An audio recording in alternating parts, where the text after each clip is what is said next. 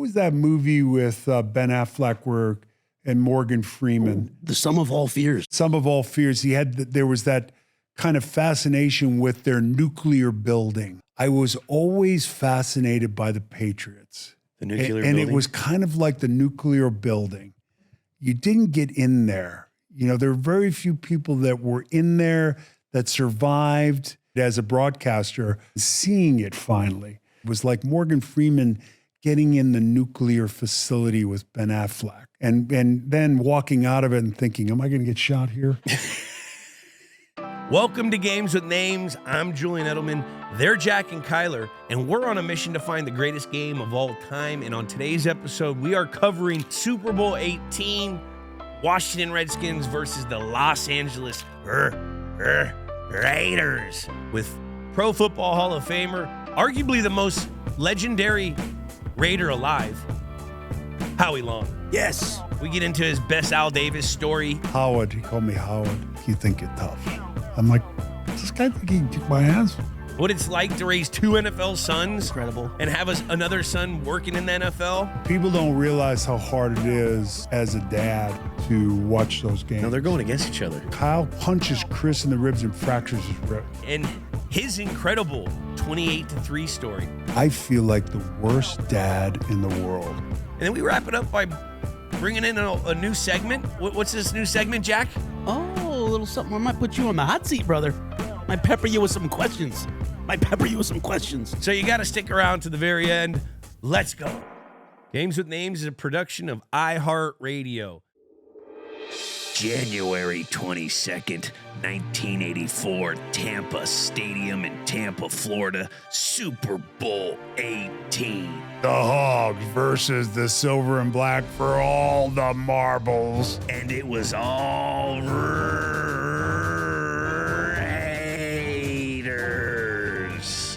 This is Just one, baby. I like it.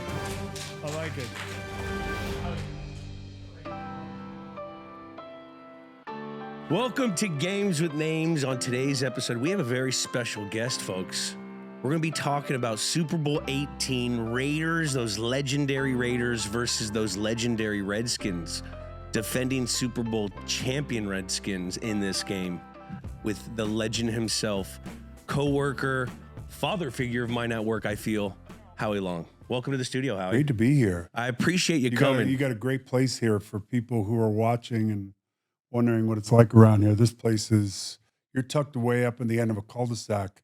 It's like you're in witness protection. What did you do? I didn't do anything. But did you? So I remember, actually, let's segue to this. One of the first times I started working with Howie, he was explaining how he takes a look at all entryways. You were explaining that you're like very survival. When you sit somewhere, like, did you look at all my exit plans of this cul-de-sac area? Is this safe enough? We're kind of, we're dug in here. So, I mean, if we have to fight our way out, I'm sure you have a reserve here that we can tap into. We got Howie. We'll be safe right now. No, you always do. You sit in the room and, it's, the guy with the check shirt. He looks like he can handle himself. He's maybe 210. He looks like he's still in shape. Maybe he can do some things. It's like I always say, I remember I was over in Italy with my wife, Diane, and what's the rapper's name? Kanye. Kanye comes in, and he's got a bodyguard that's like maybe 6 feet, $190. And I said, that guy really, that scares you because if he's 6 feet and $190, he knows something really good. He's a UFC fighter. He can do something. And my wife's pulling up the camera. I said, look, put the camera down. I said, because first I got to knock out the bodyguard and then deal with him. It's crazy now that back in the day when you guys probably went out, you go to the bar, you see a $190 guy, you're like, oh, this guy's good. Nowadays, everyone's a UFC fighter. Yeah. You get in a chokehold. It's crazy. Or we've gotten into the, what's even scarier, what just happened in New York. And, it's a crazy world we're living in, particularly out here. You're on the 405, there's 1 million people, and, you don't know what everyone else is going through, and you beep your horn, you just be a little more patient in traffic. That's what I would tell my kids. Yeah. Just be a little more patient. You never know. You never know. So, in one sentence, why did you pick Super Bowl, this game, Super Bowl 18?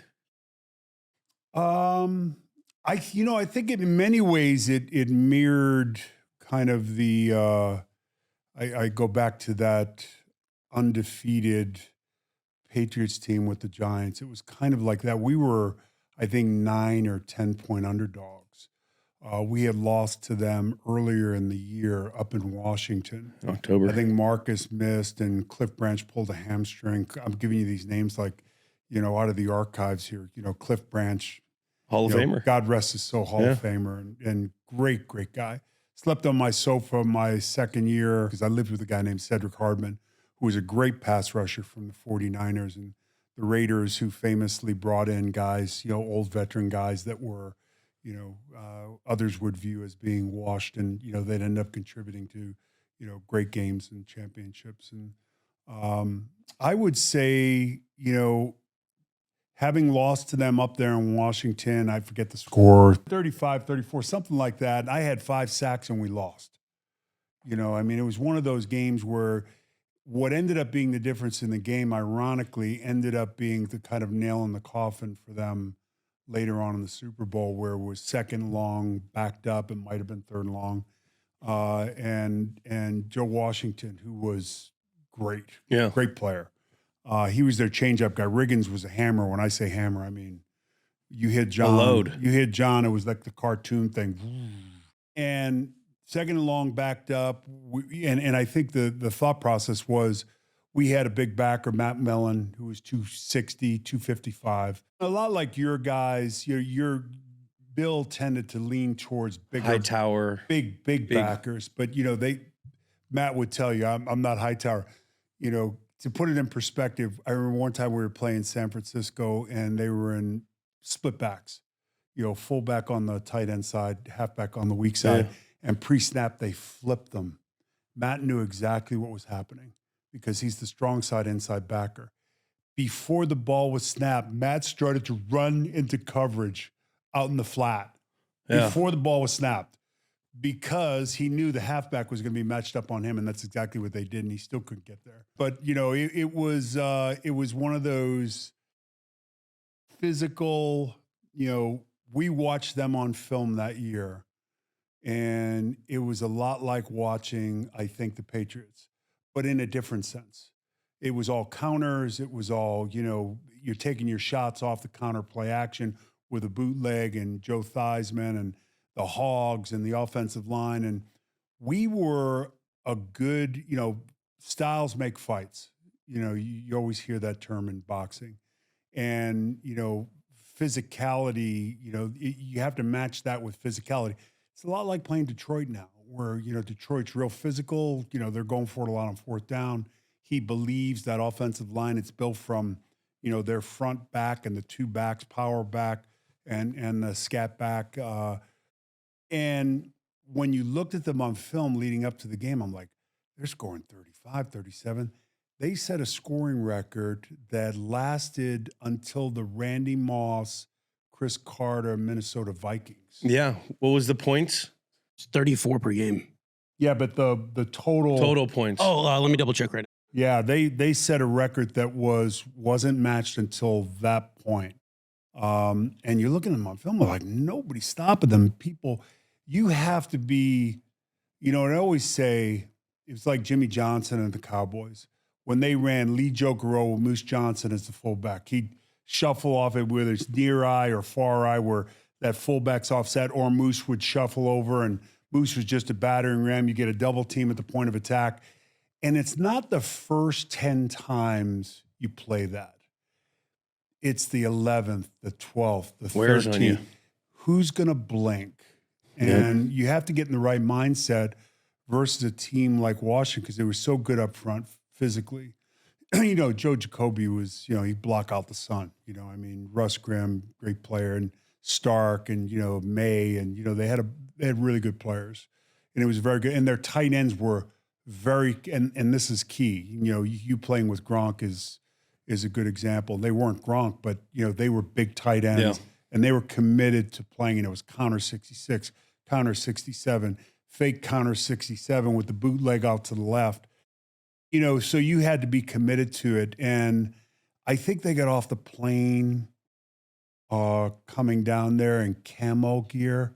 It was like, okay, enough's enough. It's kind of like when we played Houston in the playoffs. They all came in Letterman jackets. Remember that? Letterman jackets. They had a Houston Letterman jacket that they made in the divisional round to play the pitch. Because what did Bill say about that?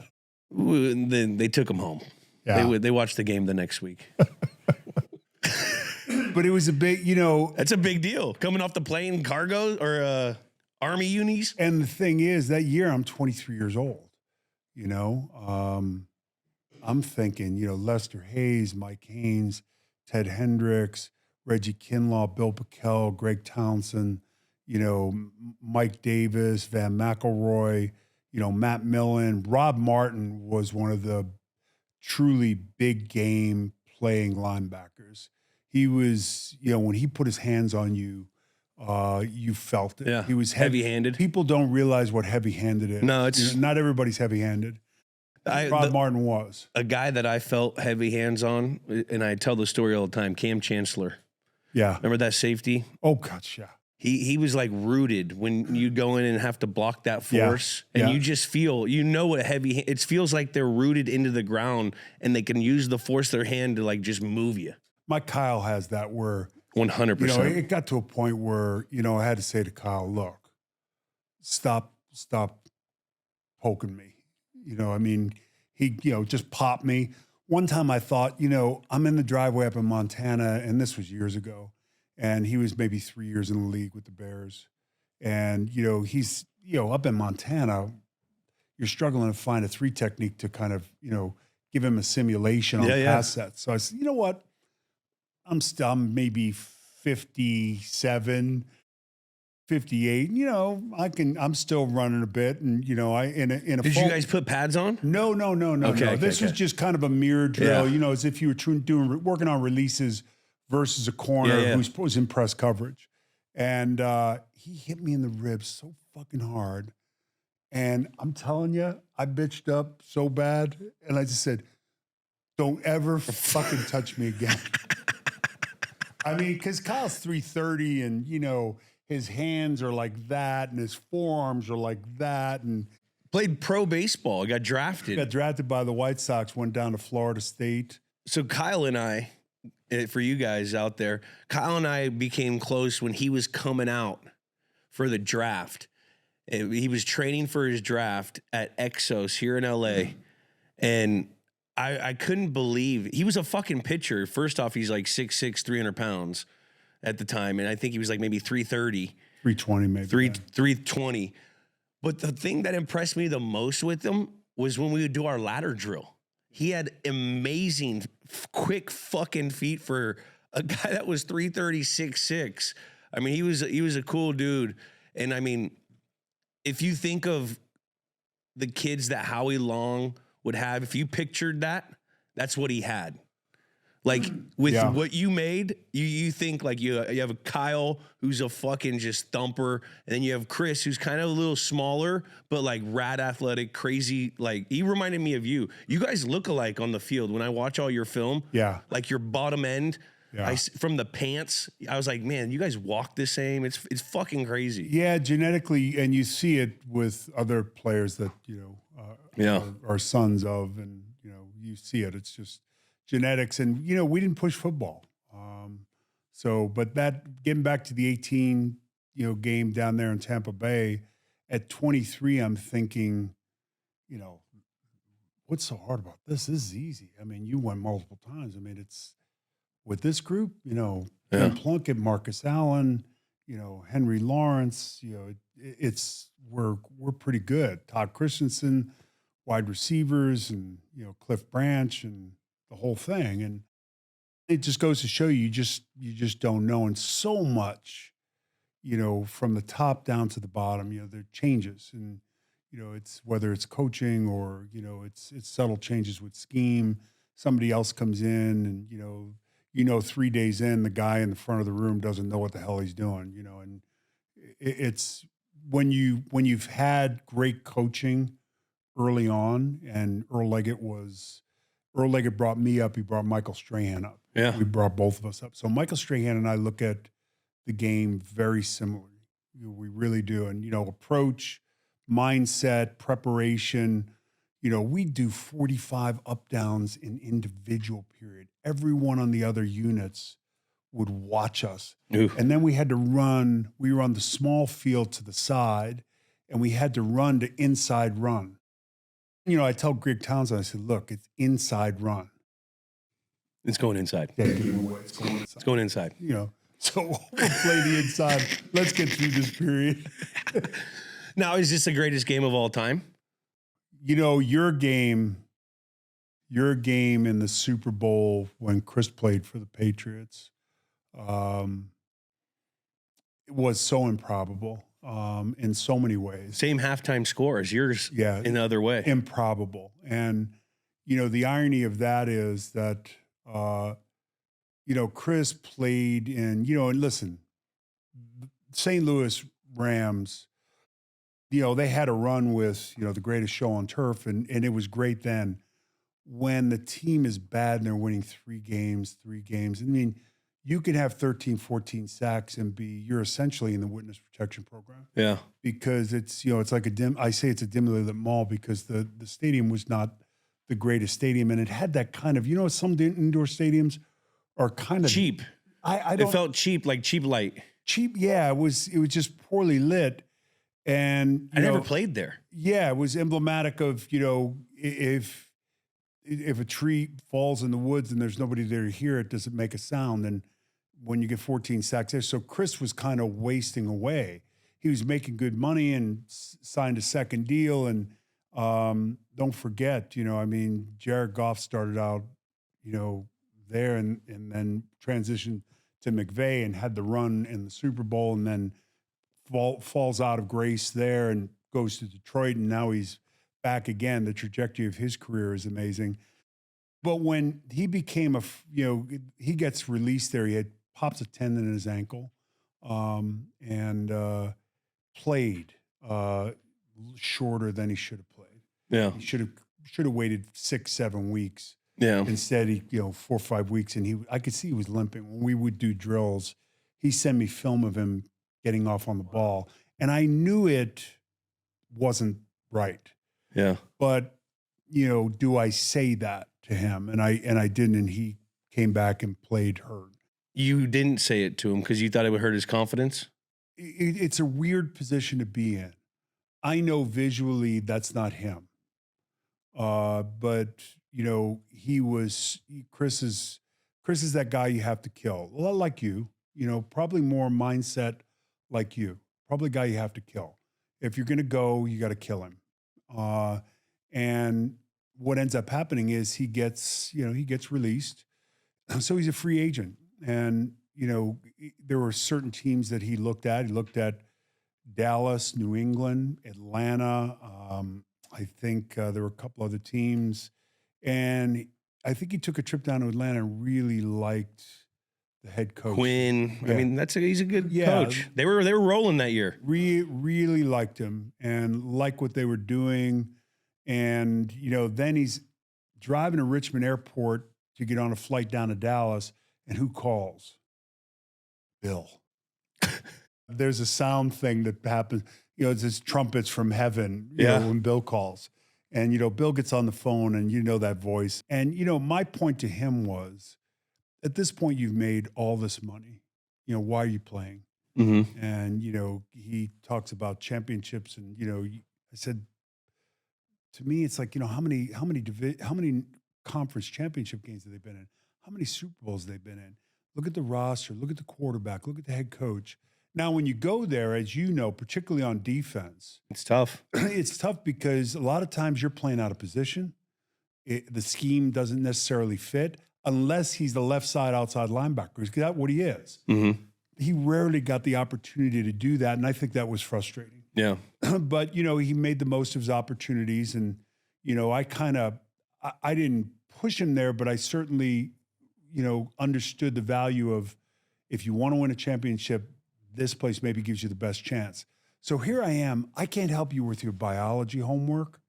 I can't help you with your trigonometry, but I think I can help you with football. You can help with football. I mean, I coached 8 years in high school and, did all that and wanted them to have the foundation of football.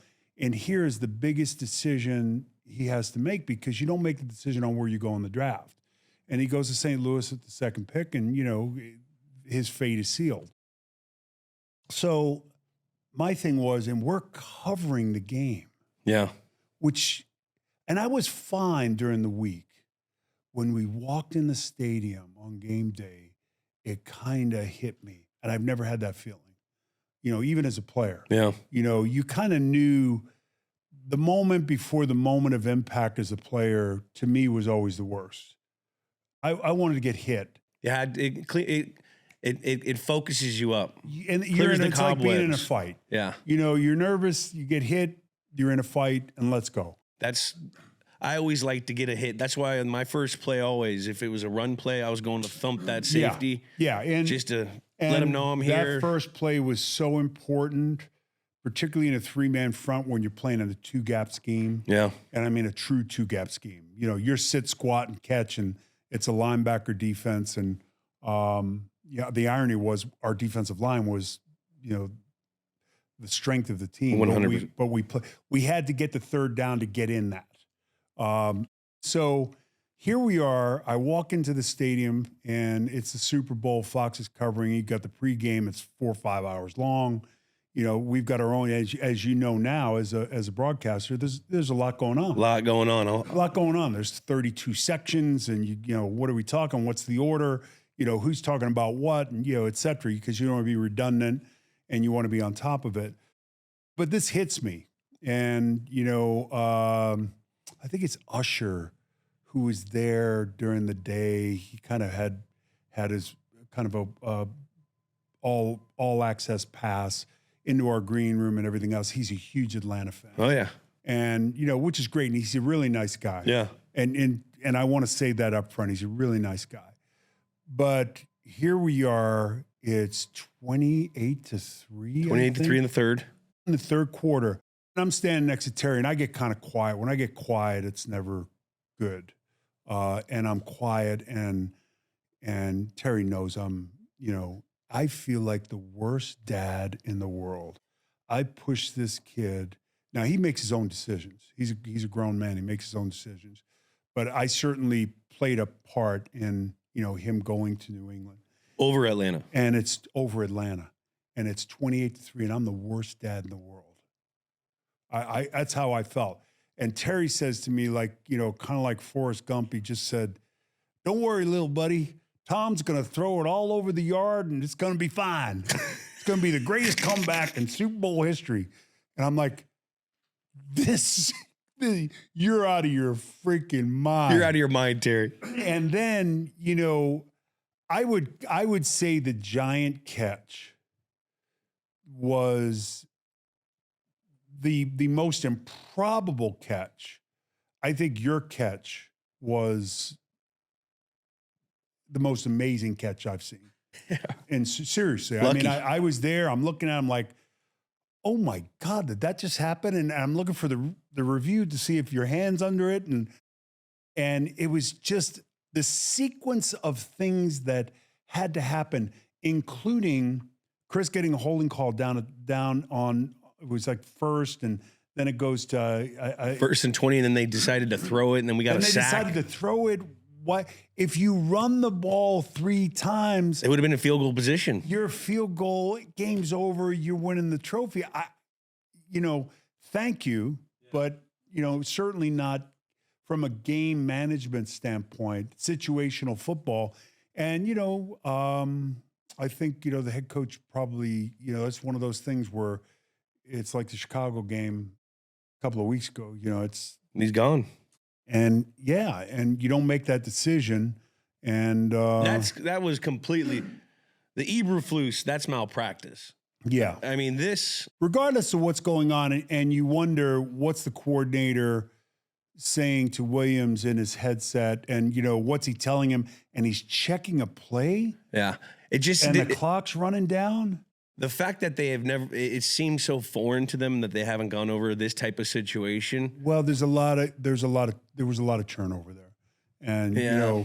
voices. And he's a young kid. He's a rookie now. He's played a lot of snaps in college, but to start a drive at the 1 yard line and to be in field goal range immediately. I forget the exact 21 or 22 or whatever it was. Took the sack. And well, the first play is a penalty, I think, hands to the face. Second play is, you take a sack, and you can't take a sack, and you can't go through this in a pregame because you don't have the time.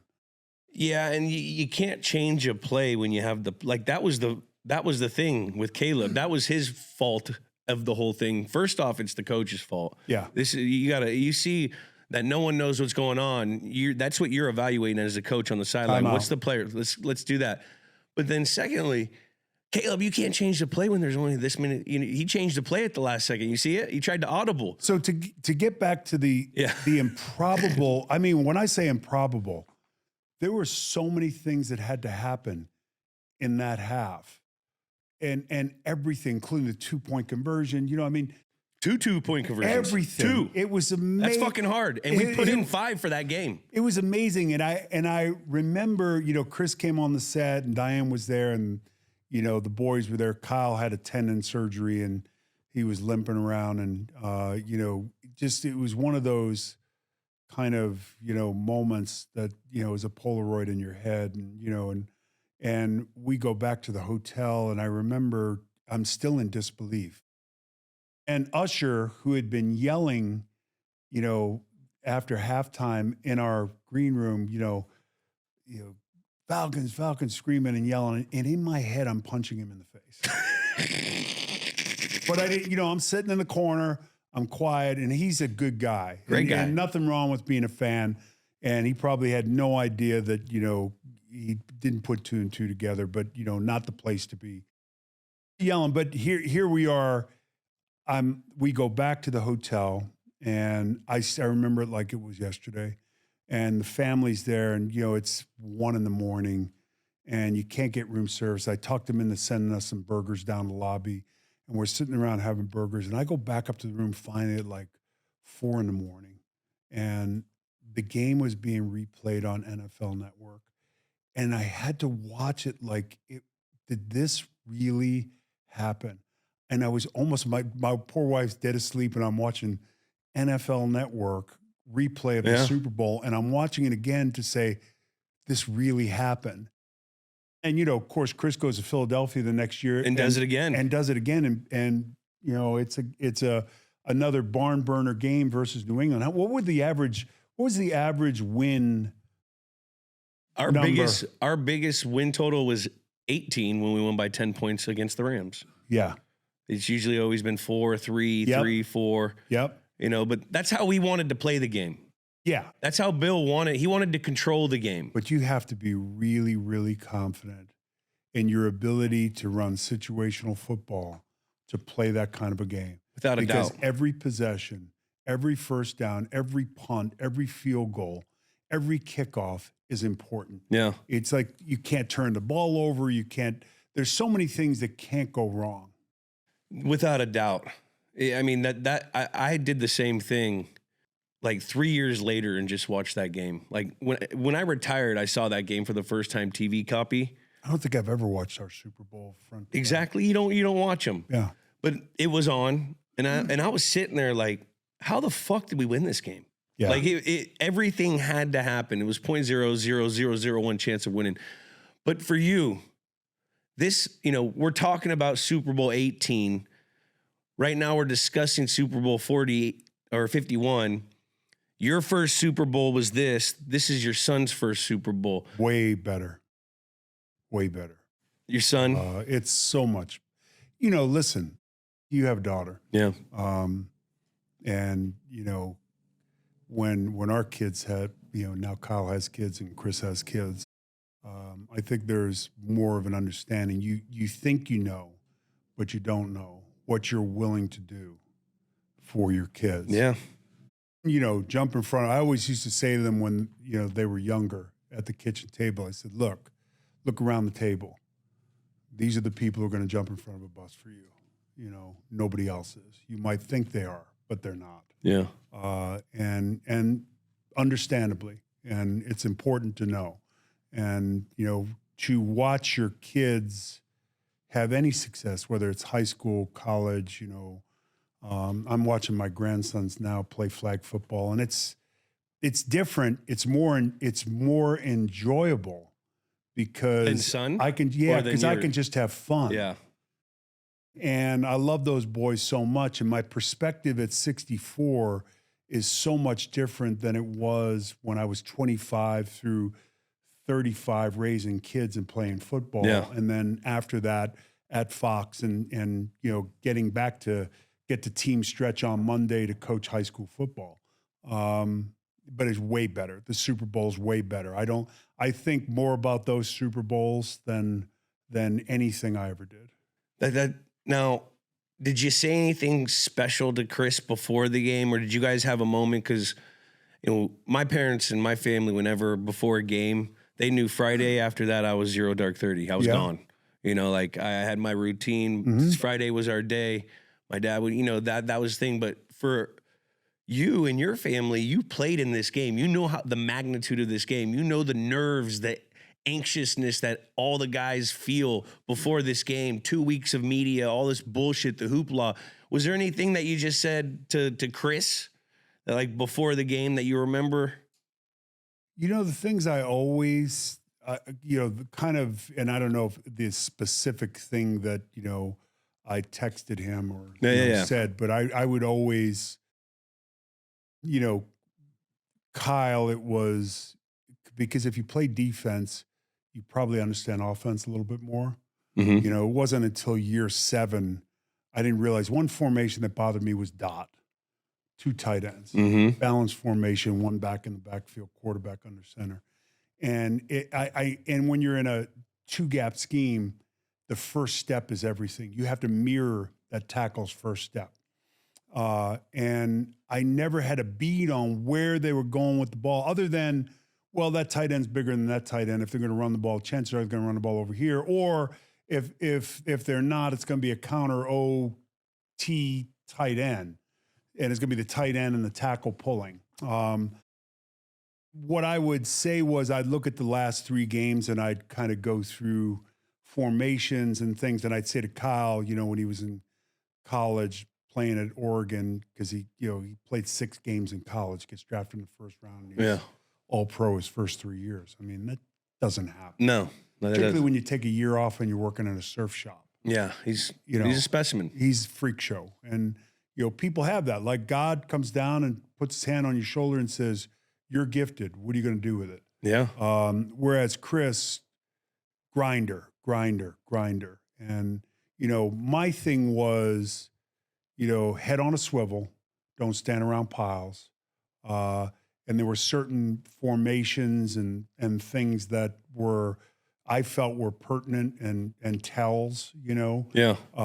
I'd say to Kyle, look, if that defensive end and 3-man front reduces down to a 3 technique and they walk the safety up, the slot's coming. And he'd say, under? What's that? Kyle didn't even know what under was. Jesus Christ. Brett Favre was like, they didn't know what nickel defense was until like his 8th year. You know what his thing was? And it made sense because Kyle had played very little football in college.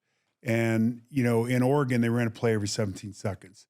He said, look, Pop, they're running a play every 17 seconds. I'm just looking for somebody to hit.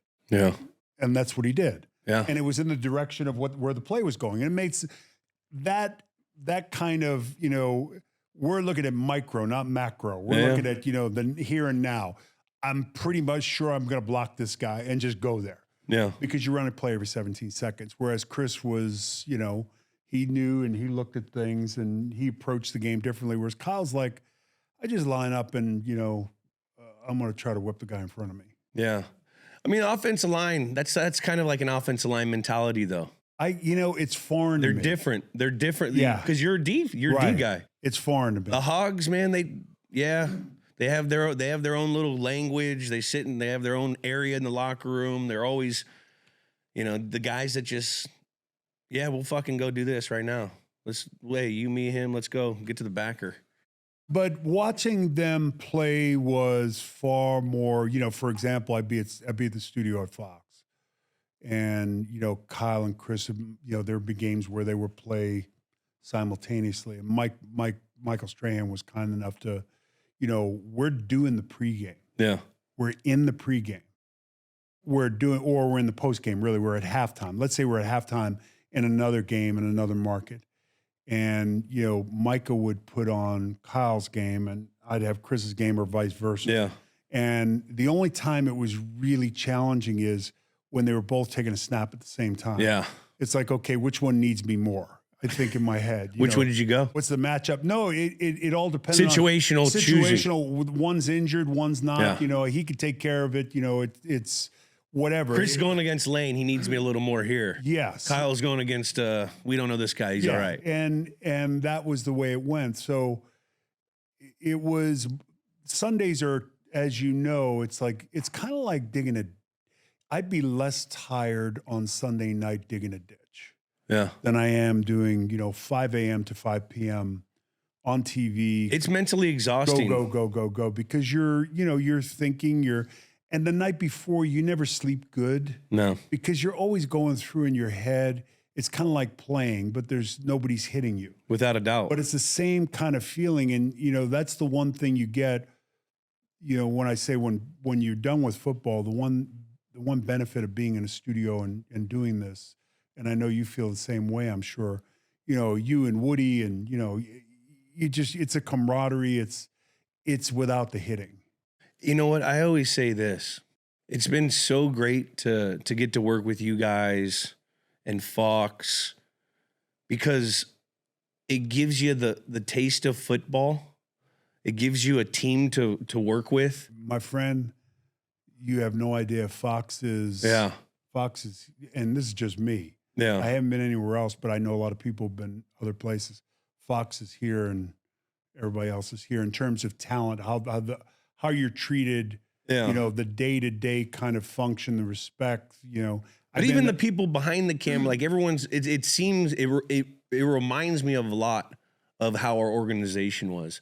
Like we always had relationships with the equipment staff, the lunch ladies. Everyone had their job, and it's all for us to go out and perform our best on Sunday for 1 hour to get the best content. And that's what I like about it. It reminds me of football because you work with a group, and you're all doing something to try to get an output. Top to bottom, and I think it starts at the top. And it started with David Hill, and now it's Eric Shanks, and Brad, and that whole group. They set the tone, and I've been there 31 years. Yeah, at the beginning. Yeah, beginning when it was a blank sheet of paper and an idea, and here we are making it up on the go. Yeah, and trying to figure each other out.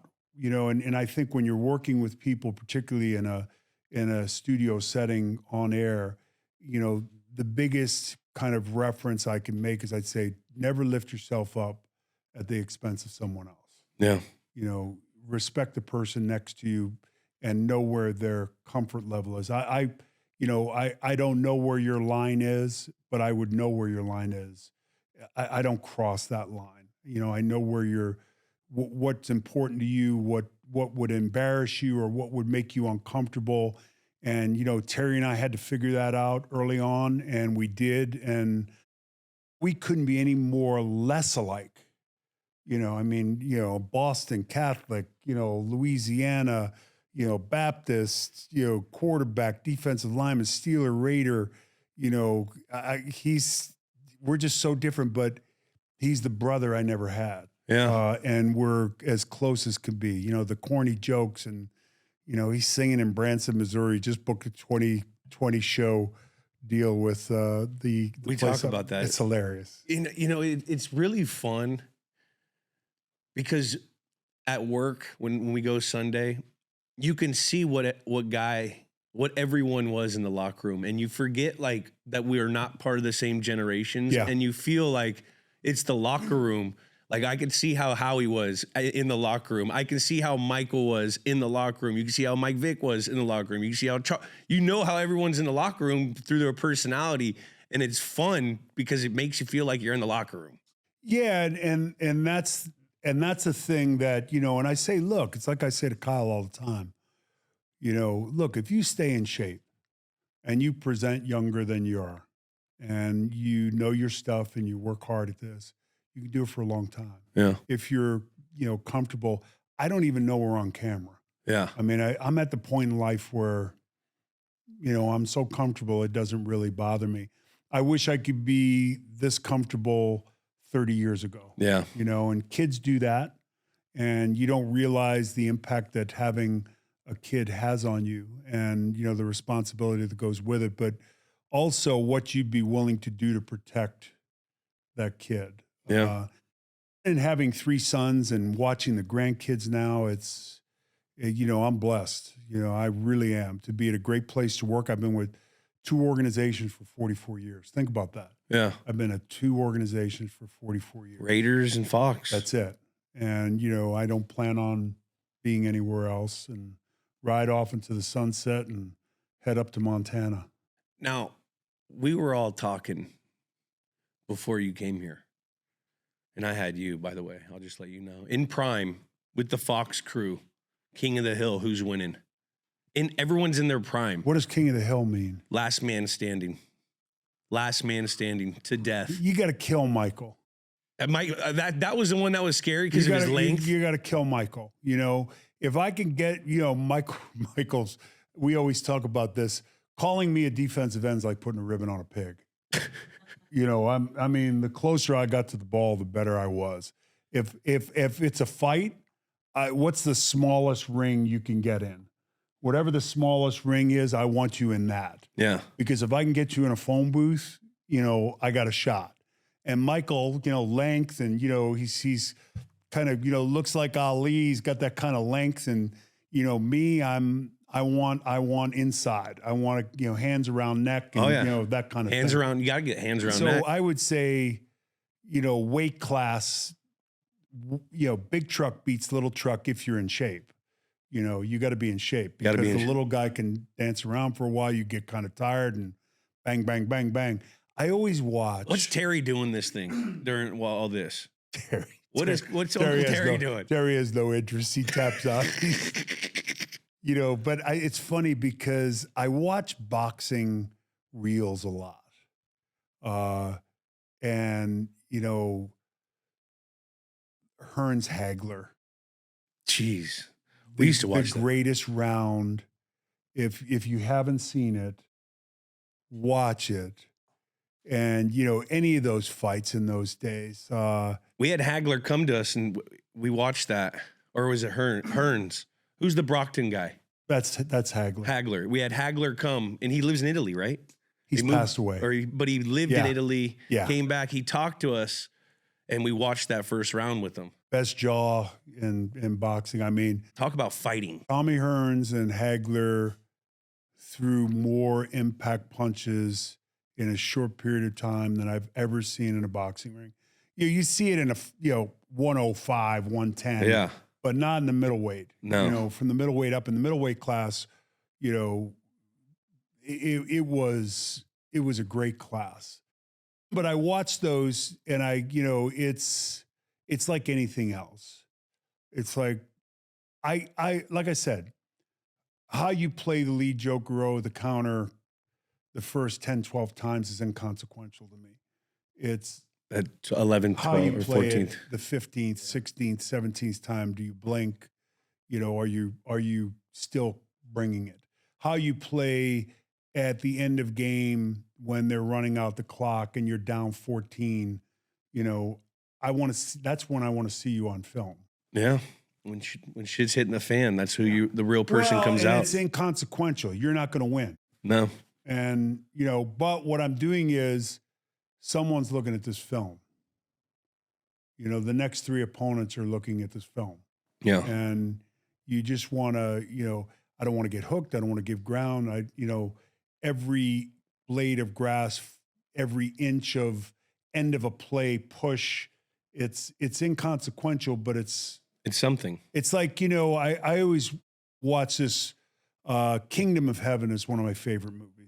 I've never seen it. Oh my God. What's Kingdom of Heaven? It's all about Jerusalem. Yeah. And Salahadin is the Syrian, Pharaoh leader or of their he's the general. He's, Yeah. you know, famous leader. And this kind of English group, or from Britain, or, you know, whatever it was at that point, has Jerusalem shifted hands multiple times. Mhm. You know, it was Syrian, and it was, you know, Britain, you know, the Kingdom of England, you know, whatever. And there's this one improbable leader and he holds the army off there, outnumbered a gazillion to one. And he, you know, there's one area in the wall that's the weak spot, and he knows that, and he's tried to reinforce it, although their numbers are down. But when you have to funnel, when you're down 3,000 to 100, you funnel it into a small group, and you're fighting an abbreviated portion, and they made their stand there. Yeah. And it got to the point where it was a standstill, and they're, you know, the count of the dead outside and inside of Jerusalem was astronomical. And they kind of make a parlay. They say, I'll ride out, meet you, you ride out, meet me.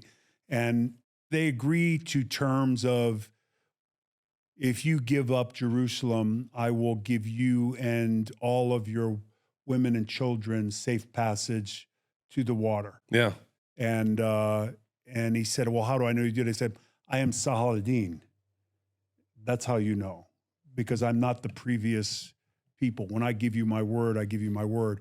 As he's walking away, the leader from England says, or you know, Great Britain, whatever it is, says, what's Jerusalem worth?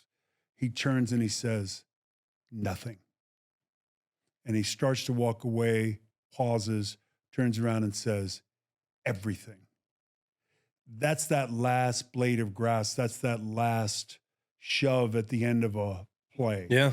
You know, if you're giving up 3 inches, 4 inches, it's something. Is that not, that's the most Raider answer? That's just like Raider commitment to excellence. Well, it's Earl Late. You know what it is? And Michael would say the same thing. You know, because if you talk to Michael, you'll hear the same things probably that you hear from me. We were brought up the same way. If I got hooked, if I gave ground, you know, if we lost and, you know, we didn't look good, I didn't look good, you know, I couldn't live with it. I didn't go to a 7-Eleven. The jersey thing at the end of games, the handshaking, the communicating on Instagram. I didn't talk to John Elway till I retired. Yeah. Because it wasn't my job to be friends with John Elway.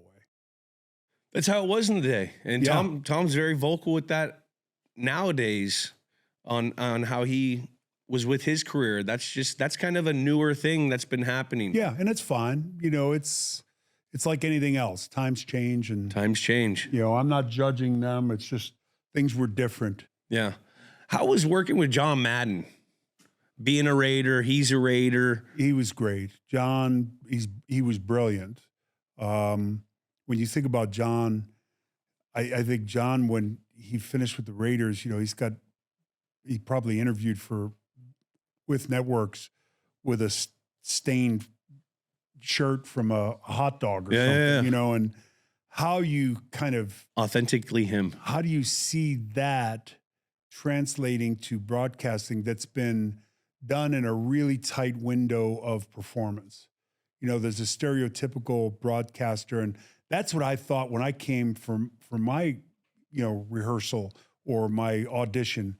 And I thought you had to be, you know, what I saw on TV, because I never watched pregame shows. Yeah. And David Hill had a vision of something totally different. And it started with John Madden, and it went to Terry and Jimmy and me. And, you know, and my first audition was just too straightforward and not conversational. And I got pulled to the side, and David Hill said, "Where's the guy seeing interviews?" And I said, "Well, you didn't tell me you wanted that." Yeah. And Terry pulled me aside and said, "Look, just lighten up, you know." And that's what he wanted was our show, which had never been done before. And the show was an hour long, which at that time had never been done. Yeah. And people were saying, "What are you going to do in an hour?" An hour flies by like that. It's only 45 really with the commercial. And you can do. We're doing 5 hours or 6 hours for the pregame in the Super Bowl. I don't. This will be my first one. It's a lot, probably. It's an all day sucker. Oh yeah, it really is. And by the time you get to the post game, you're near mentally just. It's probably shot. going to be the same feeling as after you play it. Yeah. Just because of all the hype that this is a big thing for our network, for Fox. When you host the Super Bowl, there's 100 at some point in the pregame and the halftime. 120, 130 million people are watching. Depending on the matchup. And if you equate the light on top of the camera as 120 million people, you might start to kind of think about it. But, the key is just not doing that. Yeah. That's hard to do. What's your hat? Greenlight? Yeah. Nice. The podcast. Nice. Shout out, Chris. Hey, got to do it for Howie. I'm kind of nearsighted, even with the glasses. He caught that quick, though. Yeah. Mr. Long knows what's up. I didn't size you up. You weren't a threat. You could throw me at somebody, a projectile, something. No. All right. I'm here for the team, though. What's something that people don't know about Fox? How great you're treated. Yeah. As someone that works there. And you talked about it. It's the interaction with, listen, we've been there 31 years. Yeah. I look out on the set and I see the same makeup person. I see the same wardrobe person. I see 4 or 5 of the same cameramen, stage managers.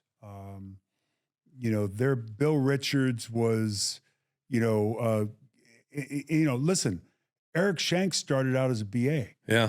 And I think Madden's crew and worked his way up. Bill Richards worked his way up. Jacob Ullman worked his way up. Jacob Ullman used to go get me dip, when he was like coming out of USC. Now I do. I said to him, he's a little guy. He was a little guy, and just out of, you can imagine, he looked so young out of school. And I said, "What are you, a crack dealer?" He just looked at me like what? What year was that? Probably second year. So I think the thing about Fox that's special is it's the people in front of the camera treat the people behind the camera with respect. And I think that's all you can ask for, and the retention of people behind the camera, both from a camera standpoint and floor managers, audio people, you develop a special relationship, and they're part of the team. And we greatly appreciate them. 1,000%. We truly do. And I think if you don't have that, you don't have anything. No. I mean, you're only as strong as... I always tell my kids, I said, you hit people for a living. You're not going across the country saving small children. Get over yourself. Really. At the end of the day, how you treat, to me, and it's a really important point, is what tells me a lot about who you are is how you treat the bellman, how you treat the waiter, how you treat the gal that's invisible, who's changing the trash bags in the studio. Yeah. How you doing? Yeah, without a doubt. Just a hello. You never know what somebody's going through. Now, you had kind of, you're raised by your uncle. I was raised by a lot of people. And your grandma? It's You're classic in Charlestown. Irish Catholic kind of, and raised by first mom and dad, and, then mom, and dad split up. And, my dad, was an interesting guy. He's 6'7", 255. And, a mountain of a man, worked at Hood's Milk and worked in the projects, worked at D Street projects and, in South Boston, and worked in, a number of spots. And that was kind of the family business. You either worked at Hood's Milk, which was underneath the L train, bottom of the street, across Rutherford Avenue was Hood's Milk. And my grandmother worked there for, 25, 30 years. Uncle George worked there. My dad worked there. And then he worked in the projects. And my Uncle Mike got everybody a job at the projects. And my Uncle Billy. What's a job at the project? You're a maintenance person in the projects. You just going around fixing doors and fixing light bulbs and, you know, any issues they have. You're a laborer. Yeah. You know, it's hard work and, you know, you're in a, you know, tough spot. So dad ends up, who was an orphan from birth to 18 years old, never played sports. So, you know, you always kind of wonder in your head, you know, what would he have been? Yeah. You know, big, athletic, you know, raw boned, you know, big guy, strong, country strong, you know, and ends up falling on hard times. He's homeless on Main Street, living in a car. You know, Charlestown's a mile square. Yeah. So, you know, that impacts you as a kid. You know, you don't really think about it at the time. You're in survival mode. You know, my grandmother, I'm living with my Uncle Mike and my Aunt Edie in a row home in Charlestown. And the busing riots start, desegregation starts, and you miss school for 60, 70 days. It doesn't look like it's getting any better. My Uncle Billy was the first to make it out of the neighborhood and move out to Milford, up by Foxborough. Yeah.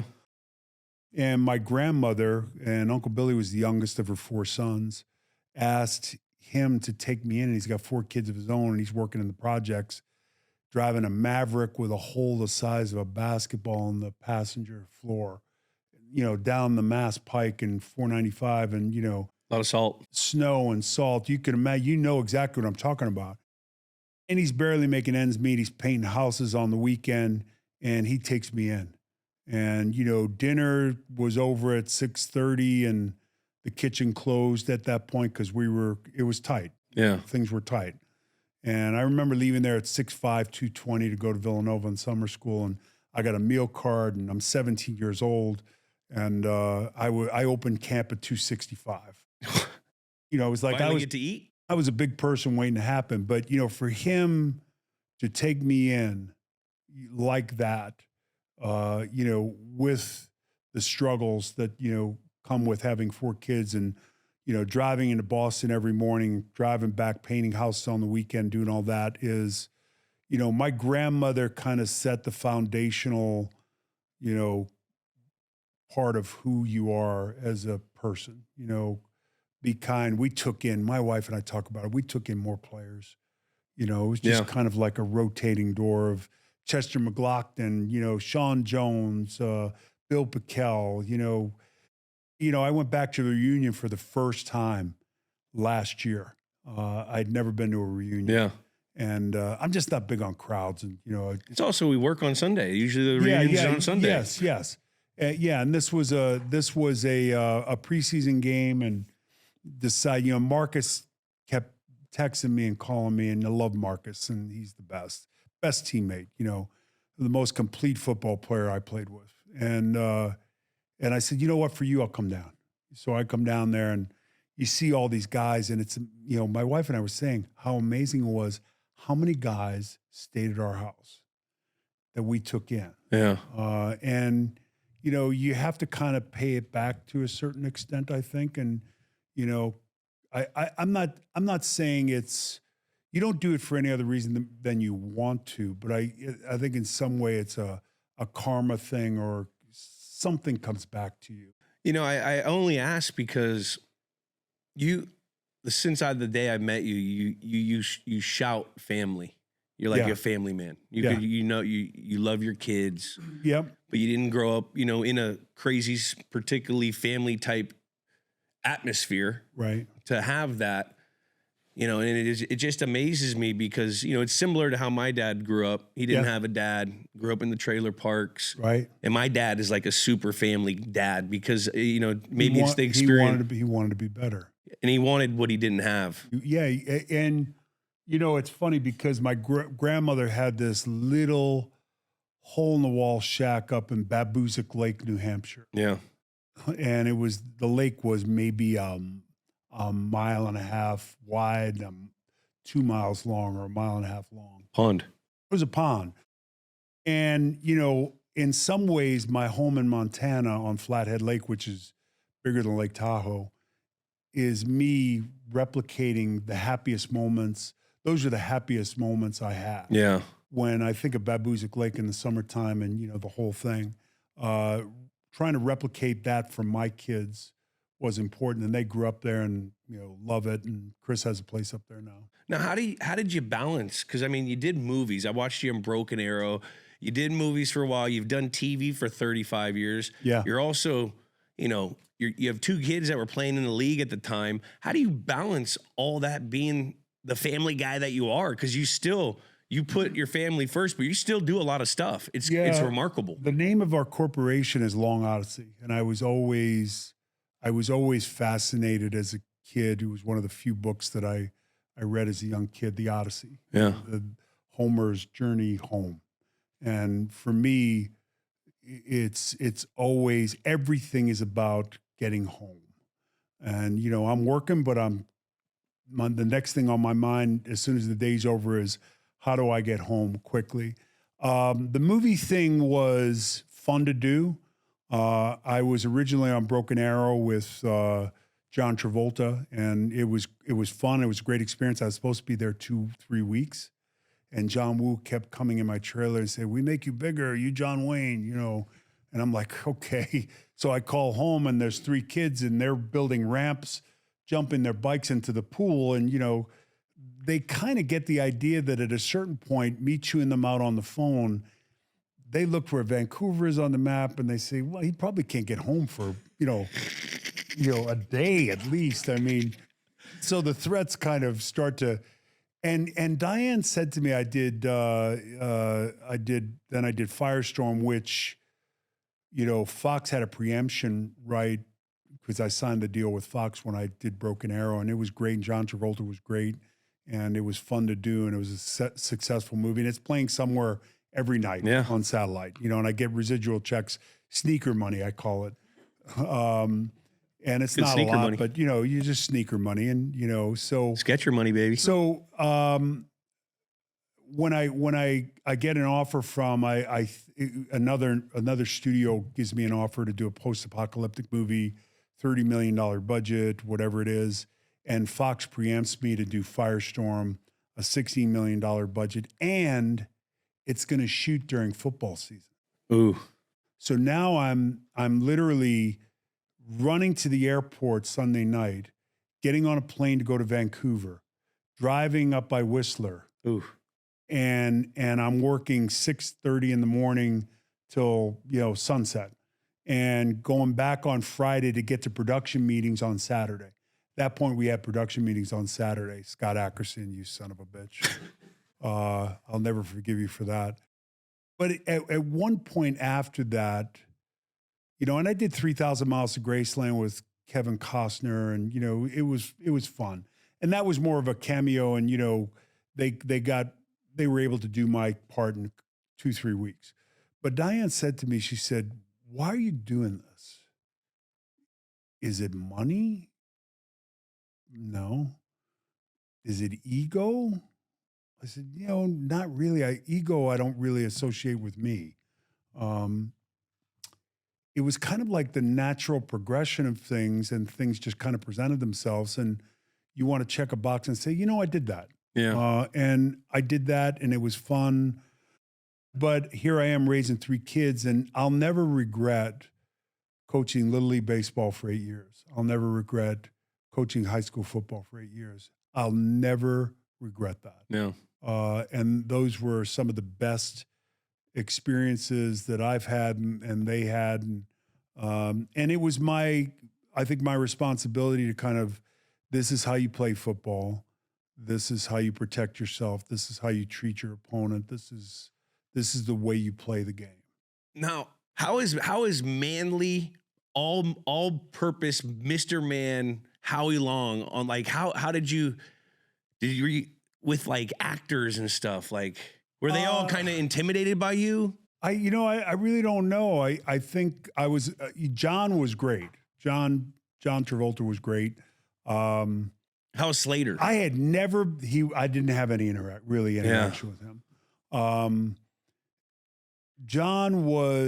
was with John all the time because, whether I'm in the trailer and then we go do, whatever shot John was in, I was generally in. I remember we were driving a Hummer, and I'm driving the Hummer, and, we're supposed to slam on the brakes, and And, you know, I'm easy to deal with. And, you know, I'm certainly beyond football at that point, and I'm a team guy. I'm used to that. You know, I mean, I have a role, and John's the guy, and John's like the quarterback. He's like Tom Brady. Yeah.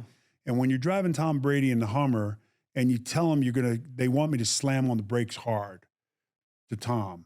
And I don't know that Tom really, or John really got it. Yeah. And I think he came close to hitting the dashboard with his head when we slammed.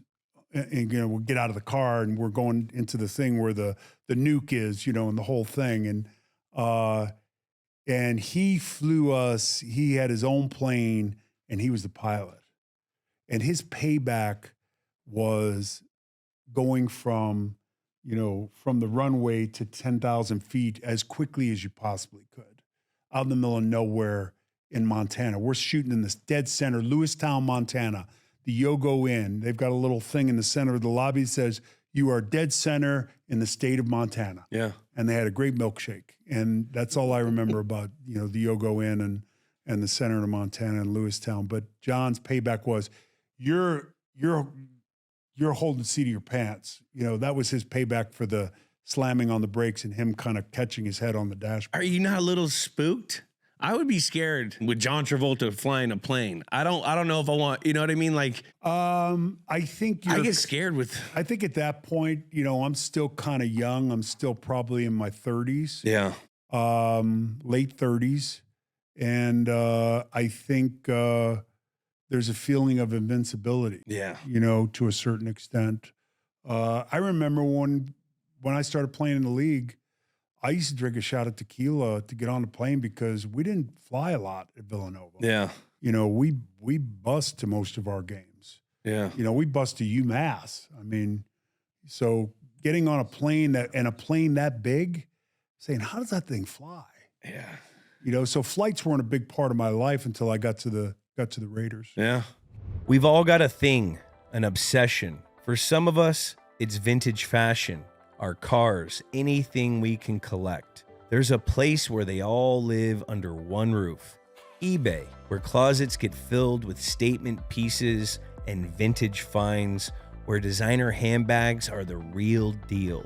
And all your favorite dead stock sneakers wait for you. Maybe you live for uncovering rare trading cards. A quick search on eBay is like opening a door to stacks of them. And if it's your car that fuels you most, eBay is a stocked garage filled with any part you need for any DIY job. The best part is on eBay. It doesn't matter what you're into. Maybe you're building a museum-worthy vinyl collection, covering your walls floor to ceiling in retro movie posters, or just can't stop thinking about antique ceramics. That 2 a.m. can't get it out of your head thing, it's on eBay. So go find what keeps you up at night. eBay, things people love.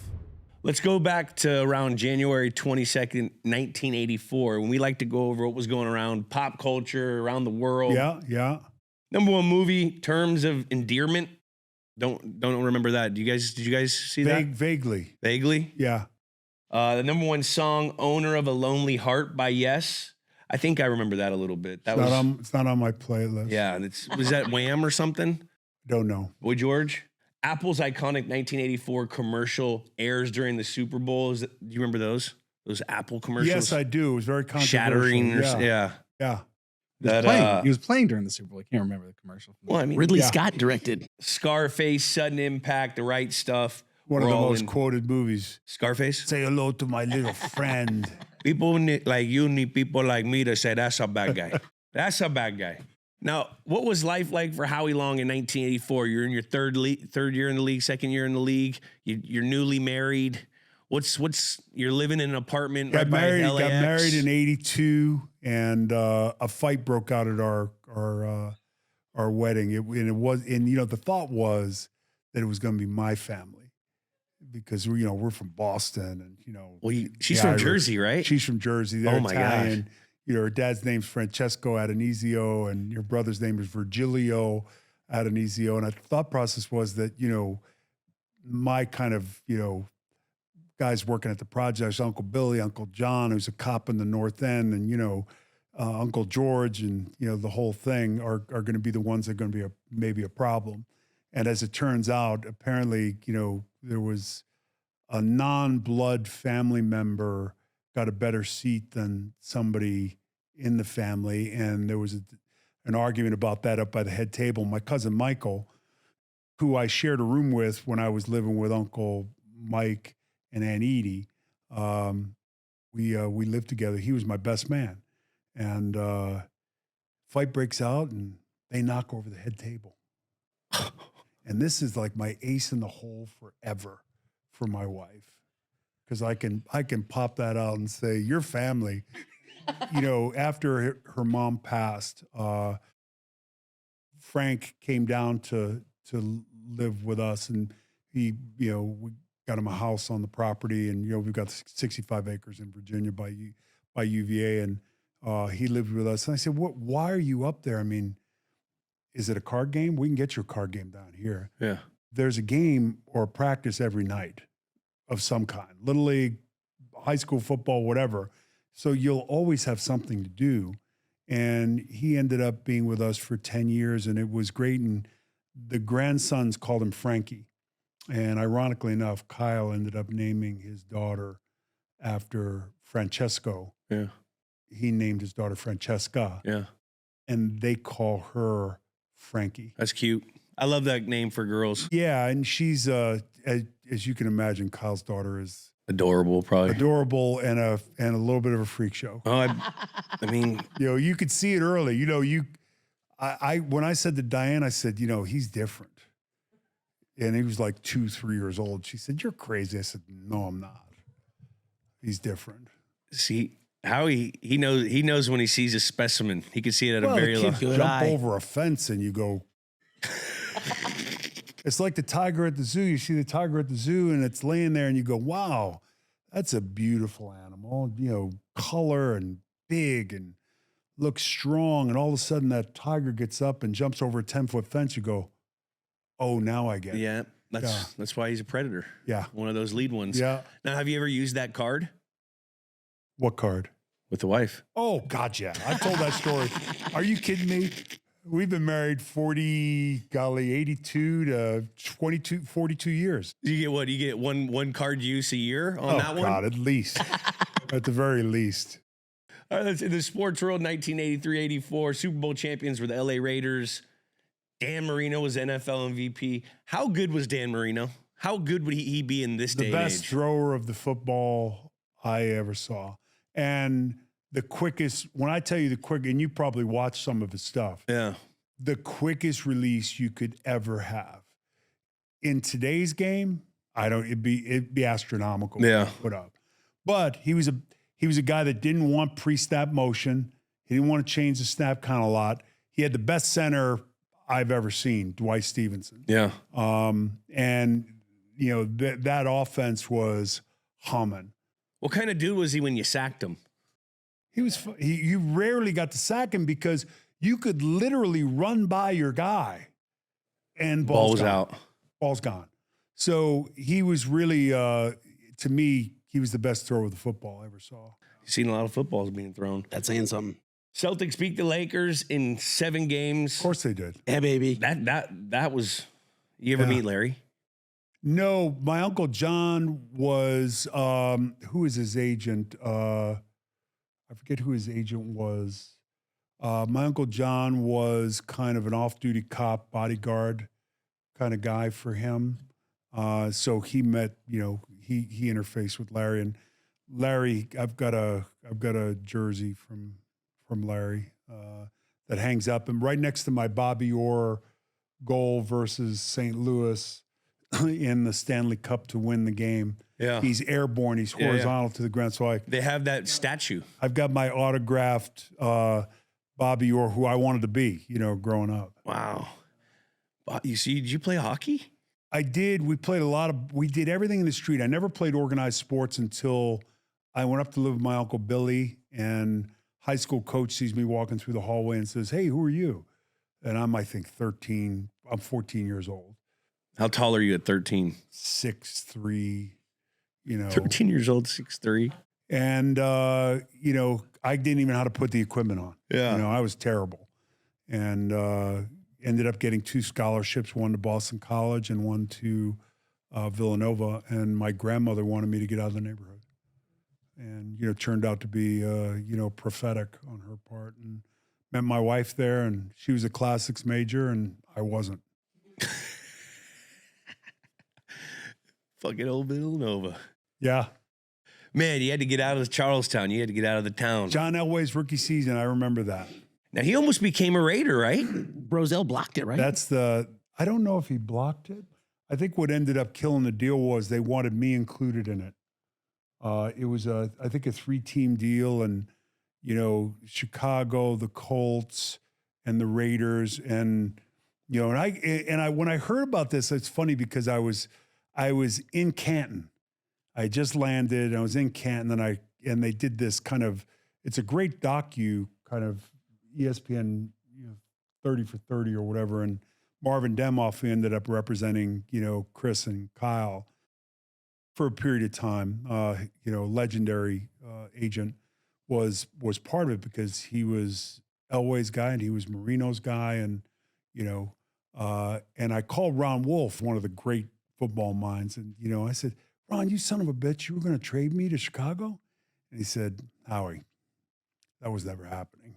He said, you know, that was, you know, it was kind of like they sent a proposal with, I think, a corner or first round pick, this, and this, and their comeback was Howie Long, and a draft pick. And I think that's where, now I would have traded myself for John Elway from the Raiders, but, you know, Al was, you know, a different guy. You know, I think he was so smart about personnel and had a vision of, regardless of where you go, Art Shell, Gene Upshaw, Yeah.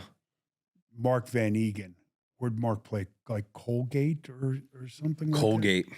There's another player who came out of Colgate. Where did he play, Mark Van Egan? He was Colgate. So, you know, here I am at Villanova and nobody even knows me. And I'm in a kind of a little bit of a thing, let's call it, in the middle of the season where someone got beat up and robbed. And, you know, they come to my room, of course, and ask to come, you know, can you go back? One kid transferred from Florida State and he got robbed of his bowl watch from Florida State. And we go down there to get all the stuff back. And, you know, not thinking about how it's going to end. What's the end game here? Not probably good. And I'm not really thinking about it. You're 20. And 2-3 cops pull up and, you know, I get detained. And ironically enough, they kind of used that as the straw that broke the camel's back to drop the program at Villanova. Wow. After I left. So they dropped the program for a period of time. And yeah, but I think being in that situation maybe helped me Became a Raider. become a Raider. 100%. This guy fights. Get him in. Get him in. Hey, listen, you're in that locker room at Villanova and you're in the dorm at Villanova. There's a priest on every floor, and you go to the Oakland Raider locker room. The guys are smoking Salem Lights and they're grown men. And here I am. I'm in pit drill day one. Pit drill's like, you know, one-on-ones between 2 bags, the running back, the offensive lineman, and you. And the first guy up is Art Shell. I'm 21, and he's got a full beard. He's 300, and I don't know. They didn't weigh Art. And, you know, I didn't know whether to grab my cheekbone, which I thought was fractured, or my ribs because I couldn't breathe, because he'd punch you in the ribs as he came off the ball. But it was kind of, Gene and Art were, you know, in many ways were very influential to me, you know, when I first got there, because when you're going against Gene and Art all the time, that, you know, It's going to make you better. it raises the level of, you know, we're not playing Delaware. No. It's not Delaware. It's not the Blue Hen. I became such a better receiver when we got Talib Akib. Yeah, Aqib Talib. Akib Talib. Talib is my boy too. Because I used to have to run routes with him. They wanted to see if he was in shape after, so we had to do one-on-ones after practice. Yeah. So Bill would make me run one-on-ones against him. And then we got Revis, and we used to go like competitive periods, one-on-ones all the time. And my game got so much better because I was playing against those guys. Well, we played. We were a physical team. Inside run was inside run. You know, pass rush was pass rush. Goal line was goal line. Team period was team period, and it's hard to kind of duplicate that because, you know, and I've gone to New England as a broadcaster, and Burge would come in and say to me, I'd be out in the, you know, on the outside rooms, outside of everything, and he'd say, you know, Bill, once you know, if you want to come over to practice, Bill wants you to come to practice. You go to the practice, and I'm standing on the sideline, and there's nobody in the building. It's just me. Yeah. And Bill with that whistle. Yeah. You know, doing that thing. And, you know, I'm kind of like, this reminded me of the Raiders because there was no friend of a friend, no sponsor, nobody. It was all about football. And that's it. And I was only in one place. And, you know, you go to other places, you know, over the 31 years as a broadcaster, and, you know, you kind of get a glimpse into how somebody else does it. But, you know, generationally it's different, but, you know, it's also from an ownership standpoint, it was just different. You know, we were an island unto ourselves. There was a wall around the practice facility and nobody got in. Bill used to, whenever we played the Raiders, he'd always give like a history lesson on the team and the foundation and, you know, how the owner got the team, and Al Davis being a coach sued the league. He would give us a whole presentation on it. He loved Al Davis. And a lot of people, the whole do your job thing was Al Davis that said it to Parcells. Like after something, Parcells was complaining or something about what was going on. And I guess Al Davis just said, just do your job. And that's where, and it was pretty simple. He used to say it to, you know, the team, and then Bill took it up. And so the do your job came from Al Davis. Just win. Just win, baby. Do your job. You could put those on T-shirts, you know? Yeah. Just win, baby. Just win, baby. Yeah, he'd say, oh, fuck Howie. Howard, he called me Howard. Oh, fuck, you think you're tough. I'm like, does this guy think he can kick my ass? He was really, I call him Mr. Davis. I mean, part of it's my upbringing, you know. I mean, I never had that. I only got called up there maybe once or twice. You know, one was a contract, and we did that over the phone, but the other was a fight I got in, and it got bad, and, you know, he just told me not to beat anybody else up. Now, he ran shit. He ran everything. Because I remember when I was when I was coming out, Charlie Fry was training me, and he was with the Raiders at the time. Remember Charlie Fry, the quarterback? I know the name. He was there for a cup of coffee, but he was close with Al at the time. It was before Al died. And the one thing everyone, you know, knows about the Raiders, they want speed and size.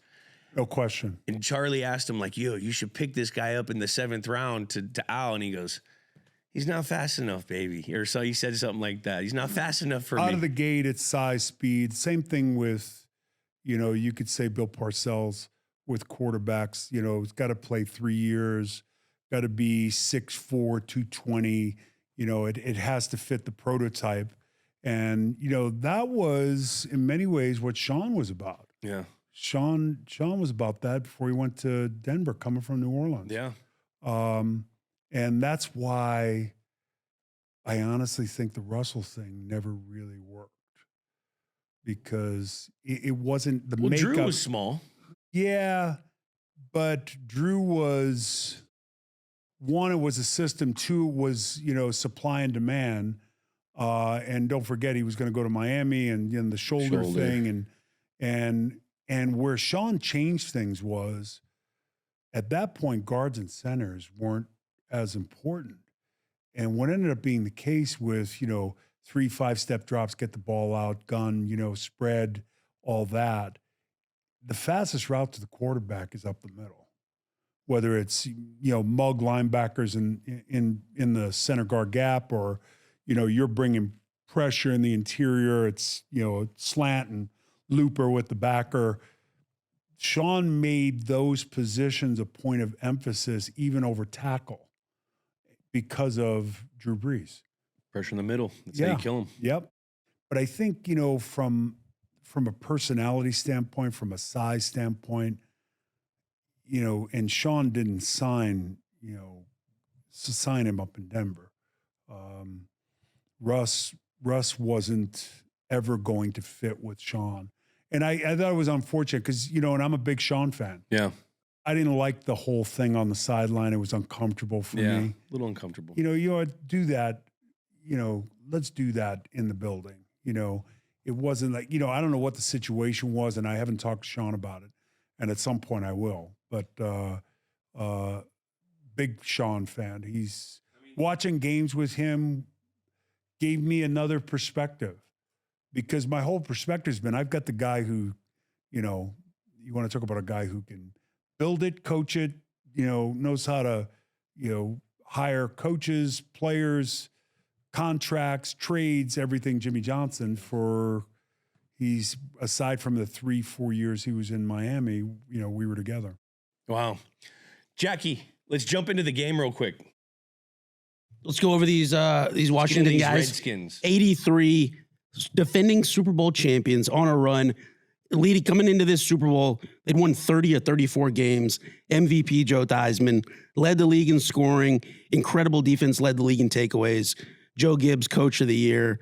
I mean, they were just firing on all cylinders. They were hitting everything. They had the coach. They had the team. How do you sum up this 1983 Redskins team? Well, there wasn't really a weak spot you could look at, and everything revolved around physicality. The perception was, I think at that time, the NFC is a little more physical than the AFC, that kind of thing. But we were, and that's Greg Townsend up there in the picture. Greg was a great player, and he was a flip end. He was a guy who'd flip to the weak side. And they were a physical team that forced you to match their physicality, and few teams could do that. And, you think about their wide receiving core, Garrett, Art Monk. Hall of Famer. Hall of Famer, as good as it gets. Didier, Warren, and Walker, the tight ends were, they were guys who were committed. They go 2-3 tight ends. They load up, and the first thing you're thinking about, particularly in a three-man front, is we've got to stop the run. We've got to stop the counter. I've got to beat the pullers on the backside, so I cheat maybe 3 inches outside on the guard to make that block for Bostic all the harder. Yeah. And Stark is going to try to get a hand inside while the center's blocking back in the guard tackle pull. And, they struggled to run that away from me. So they had to run it to me. And fourth down, I'll never forget, there was a big 4th and 1 in the game. And, they flipped me over to Joe Jacoby because, look, Joe Jacoby 6'8", 320. Jesus, that's huge. He's just a big man. It's in the 80s, too. These are big men. He's a big man. And we talk about the game getting so much bigger. I mean, that's a big man. Well, Joe was an exceptionally big guy. And we knew where the ball was going. They knew where the ball was going. And I'm inside eye on Joe. And, everyone around me was like, this is it. This is kind of a huge moment. And, we stuff it on 4th down. Or on third and short, or 4th and short. I'm not sure exactly what it was, but it ended up being one of the bigger plays in the game. Derek Jensen blocks a punt. That's a big thing. Early. What a way to start the game. And ironically enough, backed up second, I think it was 2nd and long. It was the play that ended up beating us earlier in the year. The screen. It was Joe Washington on a screen. So they went to the other side, though. Charlie Sumner, who's an old Bear, Earl-legged old Bear. There were a lot of Bears on our staff, guys that played with Doug Atkins, really, really tough guys. And Charlie was a great coordinator. And we were simple. We ran maybe 2 blitzes a game because our corners didn't have to even get in the huddle because they were in cover 1 or, and our guy from New England, Mike Haynes. Yeah. Haynes and Lester Hayes. Yeah. And they were 2 very different. Lester was a converted linebacker playing corner from Texas A&M, I think. And Mike Haynes was poetry and, just mirrored it was kind of like Revis. Yeah. It was kind of like that kind of a thing. Where it was like, well, Was he a smart? Did he study a bunch? Because usually, what I always saw with the best corners that I played with, they could cheat because they knew situationally what concepts you would run. So they would run the route for you because they were so dialed into formation. You know, like that's what I saw with like the best. But there's some guys I don't know that you just say cover him. Lester, in my mind, who should be in the Hall of Fame, was a weekend in Vegas. Yeah. You know, he was up and on you, and it was all, or, you know, hit me on a 16. You know, I mean, Mike it was like he was just looking in a mirror and just covered the shit out of you. Yeah. And could do it all day long. And that was a big key for us in both in the game earlier in the year and this game. And in this game in particular, I hit Riggins one time on a slant, and I don't know if it was this game or the early game in the year, and golly, the sky just went whoosh. He was just such a big load, big physical. He was Derrick Henry for that time, and was a load. He broke that big run versus Miami I think it was in the Super Bowl, a 40-plus yard fourth down or third down and short. I think it was a fourth down run, and broke a huge run. So for a guy that big to be able to turn the Jets on going down the field, he was a load. Jack, let's get into the Raiders team. Before we move on to the Raiders, I'd love to hear why the Hogs were so tough to play against. Their physicality, their commitment to. They ran 4 plays and they ran them. And as I mentioned before, they challenged you to not just play it 10 times, you had to play it 20 times, 25 times. And, you know, invariably, everyone wants to rush the quarterback. And can you be committed enough to say, we're going to do this? Yeah. Let's do team it. Defense against a team I don't like care this. if we die here, but we're going to do it. Like, because they had so many counters. They every play had a play to counter it. So if they played it a certain way, all right, they probably had someone watching. All right, let's run this play. It's the old wishbone. These old offenses where they just hit you like this way. Then they come with here. Then they got the boot here. And then they got the, you know, it's old school football. I'm looking at this roster and I go, Jim Plunkett, guy who goes to New England, #1 pick, Heisman Trophy winner. Stanford. Gets mauled. Yeah, they might have been the Boston Patriots at that point. Yeah. Gets mauled and just gets churned out there. You know, an organization that mismanaged and didn't put the people around him and got beat up. And, you know, one of the great deep ball throwers of the time. And goes to San Francisco, same thing. Bad experience, gets mauled, doesn't fit. Al Davis, as I mentioned again, it's guys that Lyle Alzado, who had been in Denver and Cleveland and got to the Super Bowl in Denver and got blown out, and, you know, is a guy that is 33, 34 years old who, you know, would give his right arm to win a Super Bowl. You know, I'm sure you had guys that come to New England like that. Chris was one of those guys. Yeah. I mean, they come to New England to win, and he came there to win. You know, Cliff Branch was, if not the fastest guy on the planet, one of the top 3, 4 fastest guys on the planet. It was so fun watching him and Darrell Green play in this fucking matchup because Darrell Green was like the fastest guy in the NFL as well. Yeah. Like that was a fun matchup. And Cliff was 30, I don't know what he was at the Super Bowl. He might have been 33. Man, 33 playing a young. I think he was 35. At 60, he could run a 4.4. Jeez. I mean, seriously. I lived with a guy named Cedric Hardman, who was a great pass rusher from San Francisco. Yeah. They called it, I forget what they called that, Jimmy Page, you know, Cleveland Elam. You know, these guys were really good. And Cedric and I lived together my rookie year, and some people kind of question the wisdom of that. But, you know, Cedric really was had a great impact on my early part of my career. And Cliff would sleep on our sofa.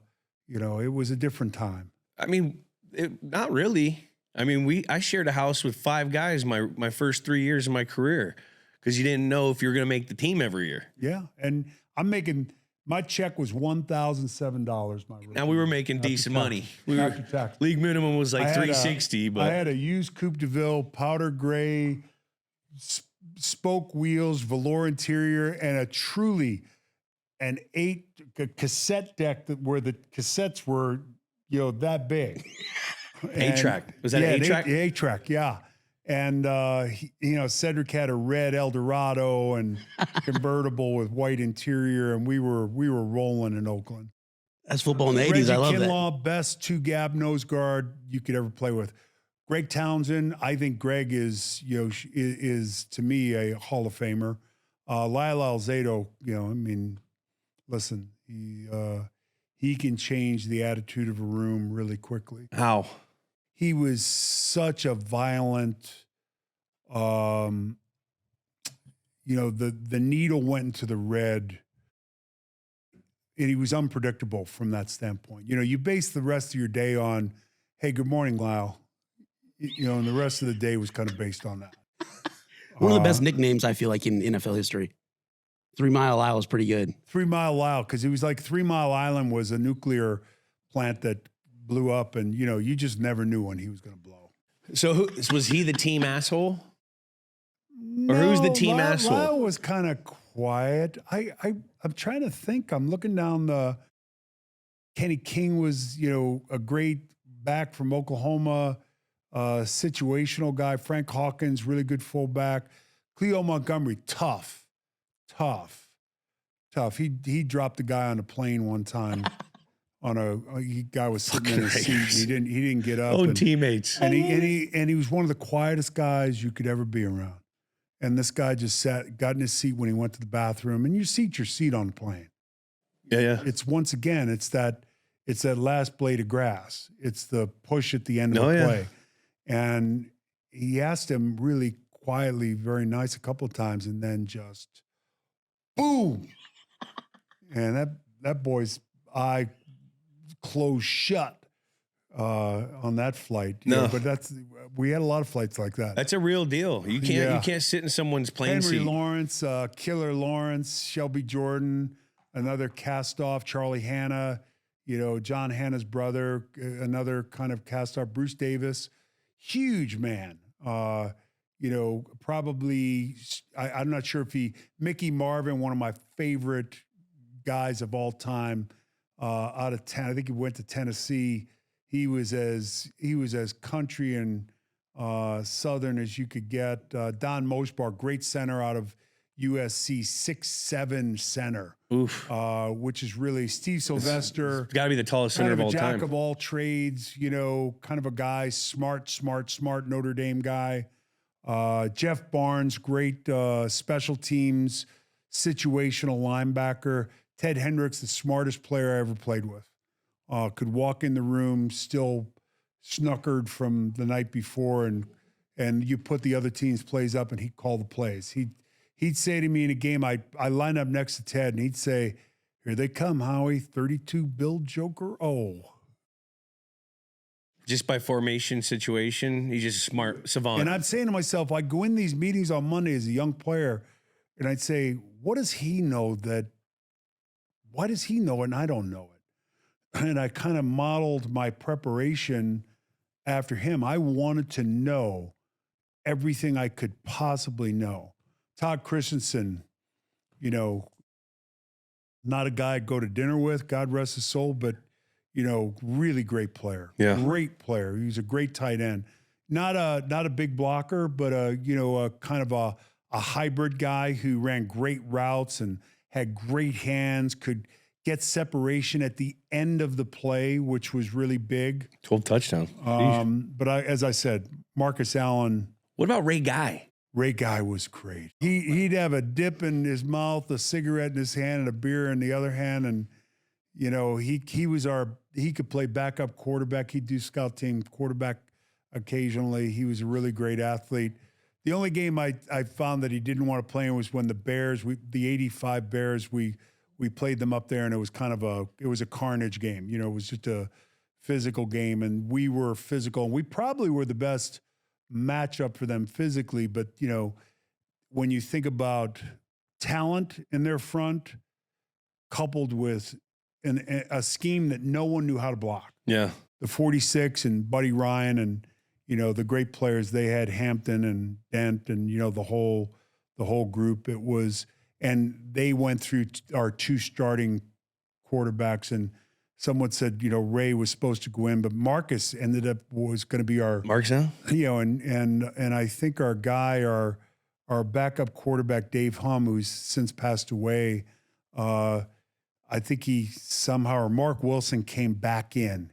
He got knocked out. Jim got knocked out. It was one of those deals where, you know, they were just knocking quarterbacks out. And, you know, we ended up having to kind of get through that game physically. Was Al Davis was he always around? Was he in the building every day? On the field every day.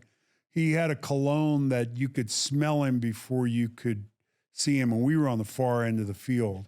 And I knew when he was out there because you could. What kind of cologne? It was his own personal cologne. It was the Al Davis cologne. I don't know what it was, but I've never smelled it. Yeah, well. Did it smell masculine? He walked out of the building. I mean, it smelled like it's Pavlov's dog. I mean, not just for me, but for the coaches and everyone involved. You know, they knew, and they were all puckered up when, you know, Al came out. And he knew football. He was a coach. Yeah. He coached the Raiders to the single greatest turnaround early on in the organization. The organization was formed the same year I was born, 1960. Yeah. And he ended up being the coach early on there and turned the team around and ended up becoming the owner. And, you know, one of the great historic owners of. Without a doubt. Yeah. I've heard stories like Al Davis calling in the sideline saying, hey, let's throw a deep ball. I don't know about that, but if I came out of the game, I never came out of the game. Yeah. We didn't rotate in those days, and I in particular didn't rotate. If I came out for one play, there was a red phone by the Gatorade thing, and that was Al's phone. Yeah. That phone rang. What the fuck is he doing out of the game? You know, well, we're shooting him up. We needed a play. Well, what's the wildest, like, Al Davis funny, like, he seems like he just has all these sayings. What was like one of his like a time where you're like, man, that's Al Davis right there? You know, he didn't say a lot. And, you know, I think we were in constant, you know, there was a constant war between the league and the Raiders and Al. And, you know, we were a team that moved to Los Angeles, but practiced in Oakland. So every game was a road game. Think about that. Yeah. That's crazy. Every game was a road game. I'm living in the Oakland Airport Hilton with Lyle Alzado in a single room with two queen beds. Wow. I'm living with him. And Marcus was across the hall with, trying to think of the linebacker's name. Golly, I forget it now. But I'd get a rollaway some nights because Lyle would shut the TV and the lights off at 9:45, 10 o'clock after he had chocolate cake and a glass of milk. Yeah. And it wasn't like, hey, are you watching that? You know, it was like, I'm 22 years old. He's a grown man. And I'd go over and sleep in a cot in Marcus's room. And so every week was a road game. And my wife, who was, you know, kind of making the transition to California, she was going to go to law school. And she kind of had to delay her entry into USC law. She was going to go to Northern California, but then, you know, we're going to move down to LA, so there's no sense in doing that. So she had to take a year off. So that was a challenge. And then Marcus and I caught a lot of Air Cal flights. It's a now defunct airline. You know, we'd catch the last flight out and, you know, on Monday morning and try to get up there for the meeting and all that. And somehow we did. Did you guys same day travel or a day before? We traveled to games on Saturday. But if, you know, we'd play on Saturday, but we'd stay down there. Yeah. And I'd stay down there with, you know, Diane because she started school. Yeah. And we end up going back Monday morning. Yeah. Yeah. Jackie, let's jump into the game. In the lead up? Quick little lead up here to this game. This was a rematch. We talked about it a little bit earlier. Correction, the score 37-35 back at RFK Stadium. The Skins got him in that one. Howie had 5 sacks. Jesus. 7 total tackles. Both feels teams good when you have a good game statistically and you lose. Doesn't feel You good. do it's like it we're didn't not happen. worth it. Didn't happen. I hated that. These were the top teams in each NFC and AFC. And Washington beat the Rams 51-7, rolled them, beat the Niners 24-21. LA beat Terry in the Steelers 38-10, the divisional round, and then got some revenge on Seattle in the NFC Championship. Seattle had beaten us twice playing a kind of, and I think we were a funny team. We could get bored. And Like the Ravens. yeah, You know the Ravens? it I feel like just- the Ravens get bored with it's teams. unexplainable. And Chuck Knox had this whole, we're going to run it. And it's not an at you. You don't feel like, you know what it is? Like Hagler versus, I'm trying to figure, Sugar Ray Leonard, Yeah. where, wait a second, I've been through 12 rounds and I don't feel like I've been hit. Yeah. They had a running style. It was like a zone kind of style that negated our physicality because, you just had to kind of Get in the way. get in the way and float sideways versus be vertical. And there were 100,000+ people at the Coliseum that game. Wow. And the Seattle game, and they beaten us twice during the season, and we mauled them.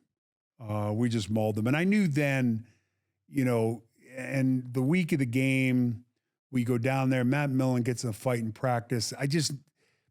There was an edge to the group by the time we got there. And, because we had played the team earlier in the year, like Seattle, we had played Washington earlier in the year. And, that was that. Did you guys go down? When did you guys go down to the Super Bowl? How big was the Super Bowl in 1983 at this point? Was it still fucking like massive? To put it in perspective, Lyle and I, every game we ever played together, right after team meal, which was 8 a.m., you go to team meal, before the meal, you go to chapel and, you do all that. And they go through special teams and, R1, R2, the personnel kind of thing. And then Lyle and I would get in a cab and we'd go to the stadium every game. No bus? We never won the bus. Okay. We like to get there. I like to get there early. Yeah.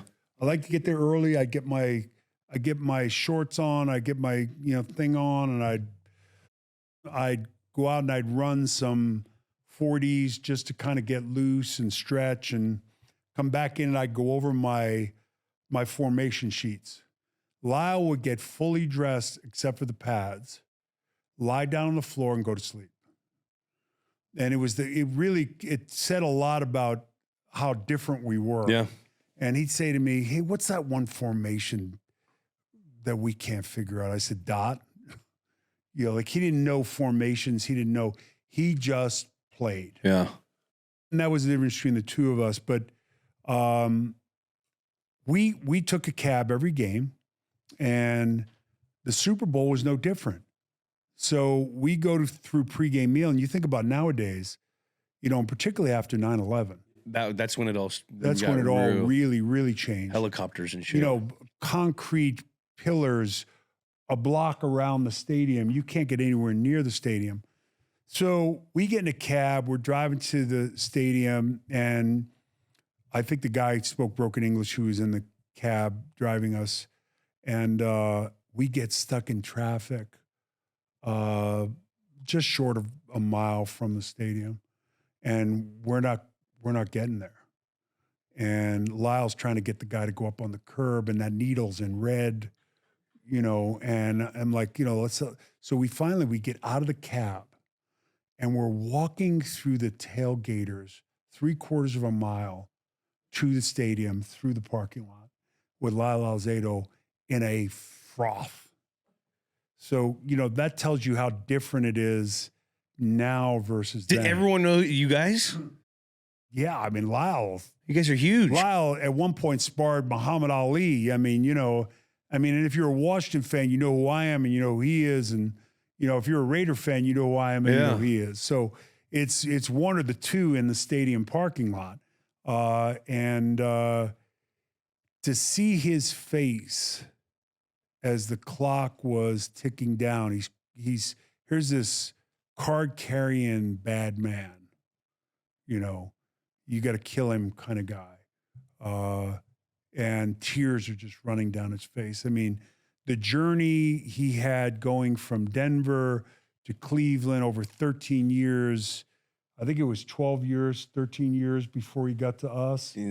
And for him to finally, make it.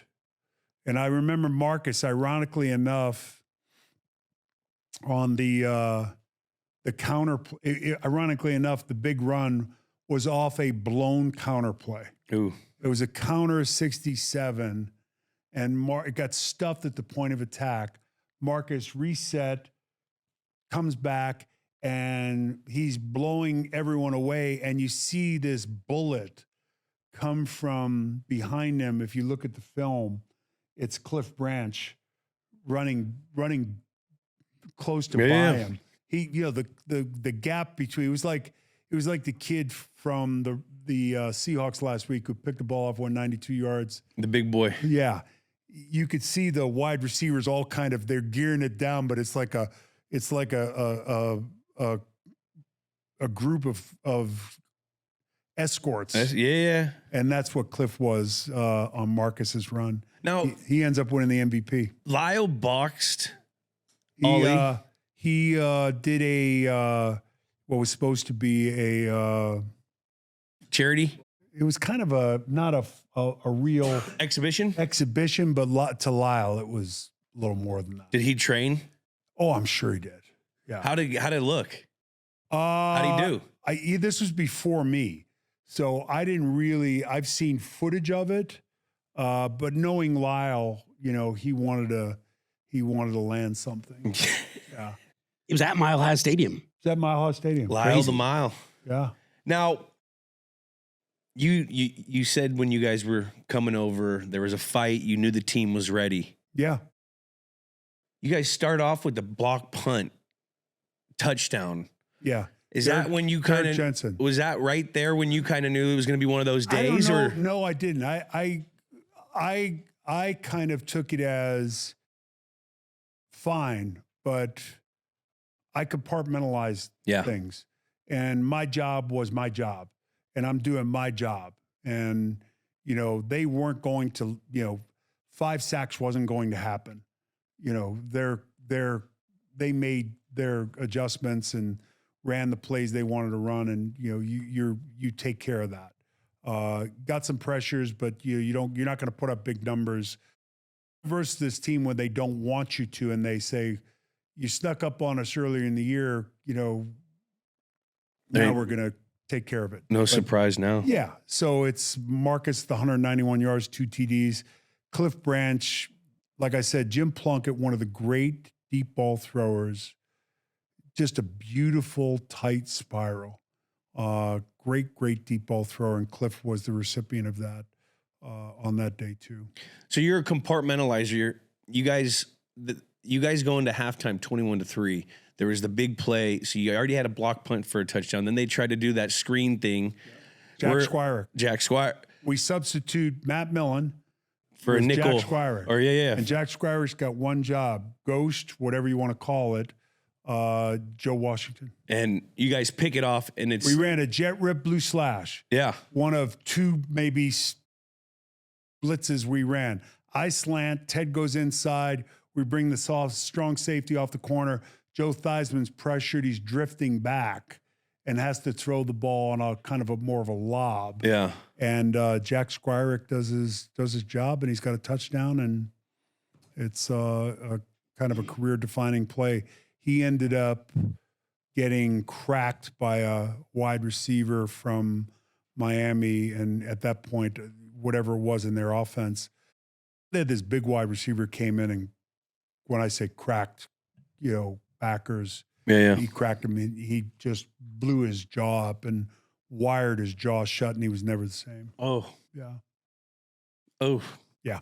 So How was halftime? Were you guys up or It's a did you? blur. Halftimes are like, even at a Super Bowl, Were they still long then too? they were long, but not as long. Yeah. now. No, it's a major production, now. To me, halftime was nothing more than, okay, let's get this over with. Let's get back out.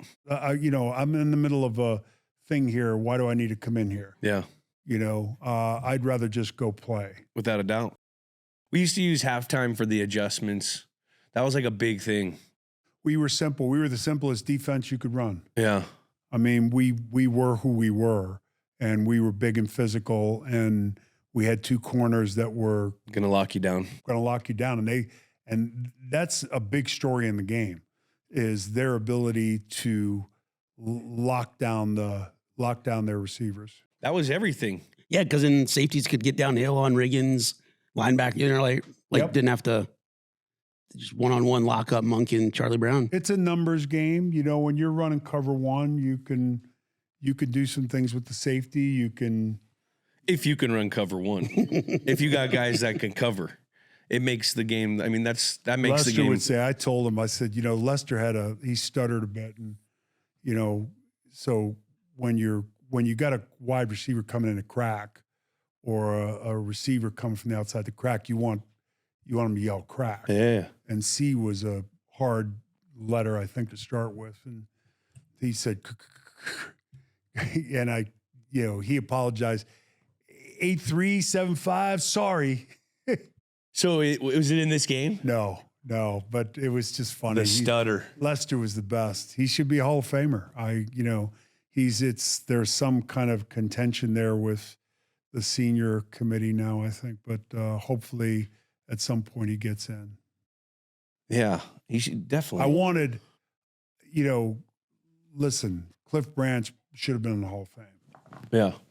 And it broke my heart that, we worked hard to try to, sway voters to, looking at him. But, I think the Raiders aren't necessarily a popular team with voters. And, maybe in their opinion, there's too many guys from the Raiders in the Hall of Fame for whatever reason, and Clifford passed away, just before they ended up putting him in. And I was so disappointed that he didn't have the opportunity to do that. That's sad. Yeah. But, I don't know the politics and all that stuff. But. Yeah. It's subjective like anything else. Yeah. When did you know this was in the bag? This game? Because, you guys were blowing them out. I'm not sure I allowed myself to. I was the same way. I was the same exact way. Yeah, I don't know that I allowed myself necessarily to do that when we're kind of running the clock out, Yeah, you see Lyle on the sidelines crying, it's kind of, it's there. Tom Flores was, the perfect coach for a team like this. He was a man of few words. And, when he did speak, it was something that of significance. And, you got to manage a group like this. Yeah. A locker room like this, which is challenging locker room. Yeah, but you guys had cornerstone players like yourself and you guys had the Raiders shit going, but there was still a group of guys that, you guys won a few Super Bowls. Well, Marcus comes out of college and, he's just a dominant, player. He could run, he could throw the ball. He played quarterback in high school. Yeah. And a lot of people don't realize that. He made some, some good throws. And the one thing he was really good at, and it's something that people don't factor in, two things. One is as a chip blocker. I saw him butcher some defensive ends. Yeah. And if he had to pick up a blitzer, he'd give you that kind of head fake, like he was going to go low on you. And you go like this. And you get you right under the chin. You get right under the chin.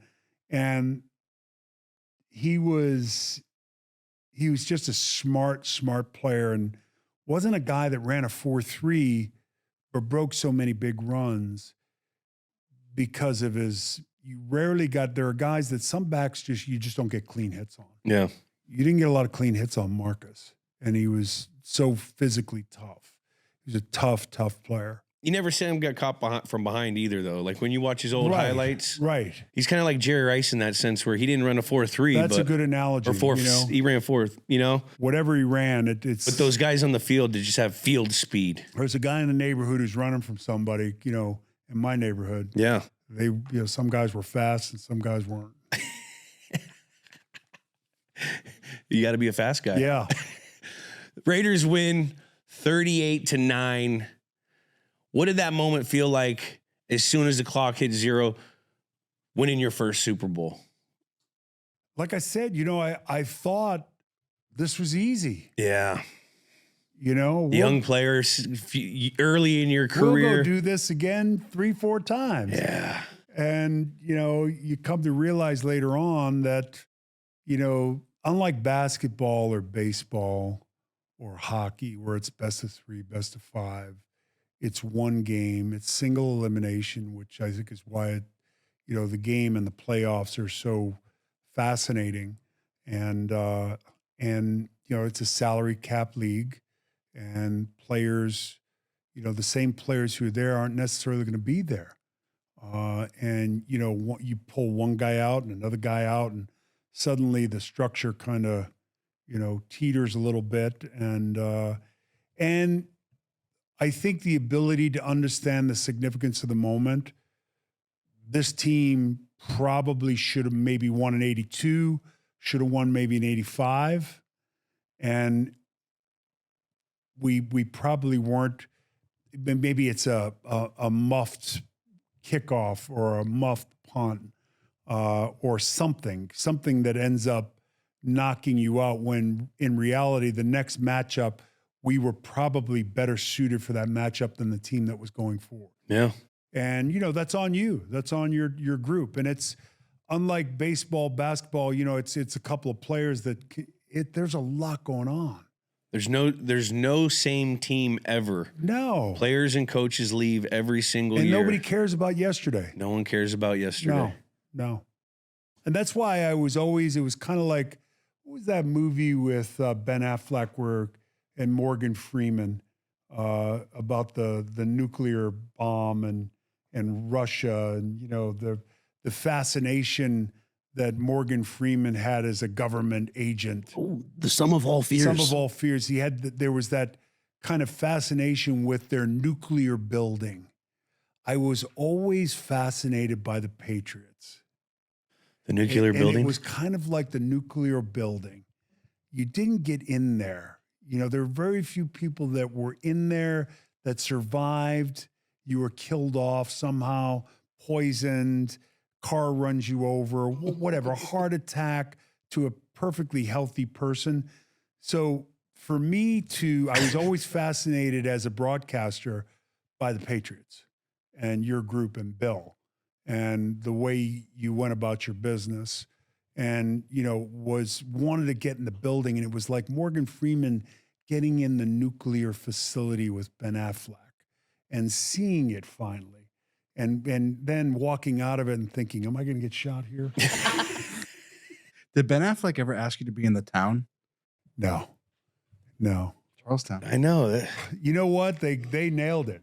It's based on a book. I think is that a Kenneth Lonergan book? Let me double check. Prince of Thieves or something, or maybe I'm wrong on that. My grandma's from Charlestown, and that movie starts with like Charlestown has the highest rate of per capita bank robbers in a neighborhood. Bank robbers in the country, more unsolved murders. He's like, that's not true. That's not true.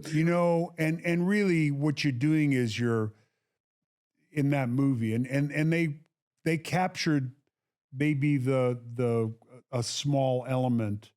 We did have a lot of bank robbers. There were a lot of stolen cars. There were a lot of unsolved murders. But there are a lot of good people there, very Irish Catholic neighborhood. What was the book?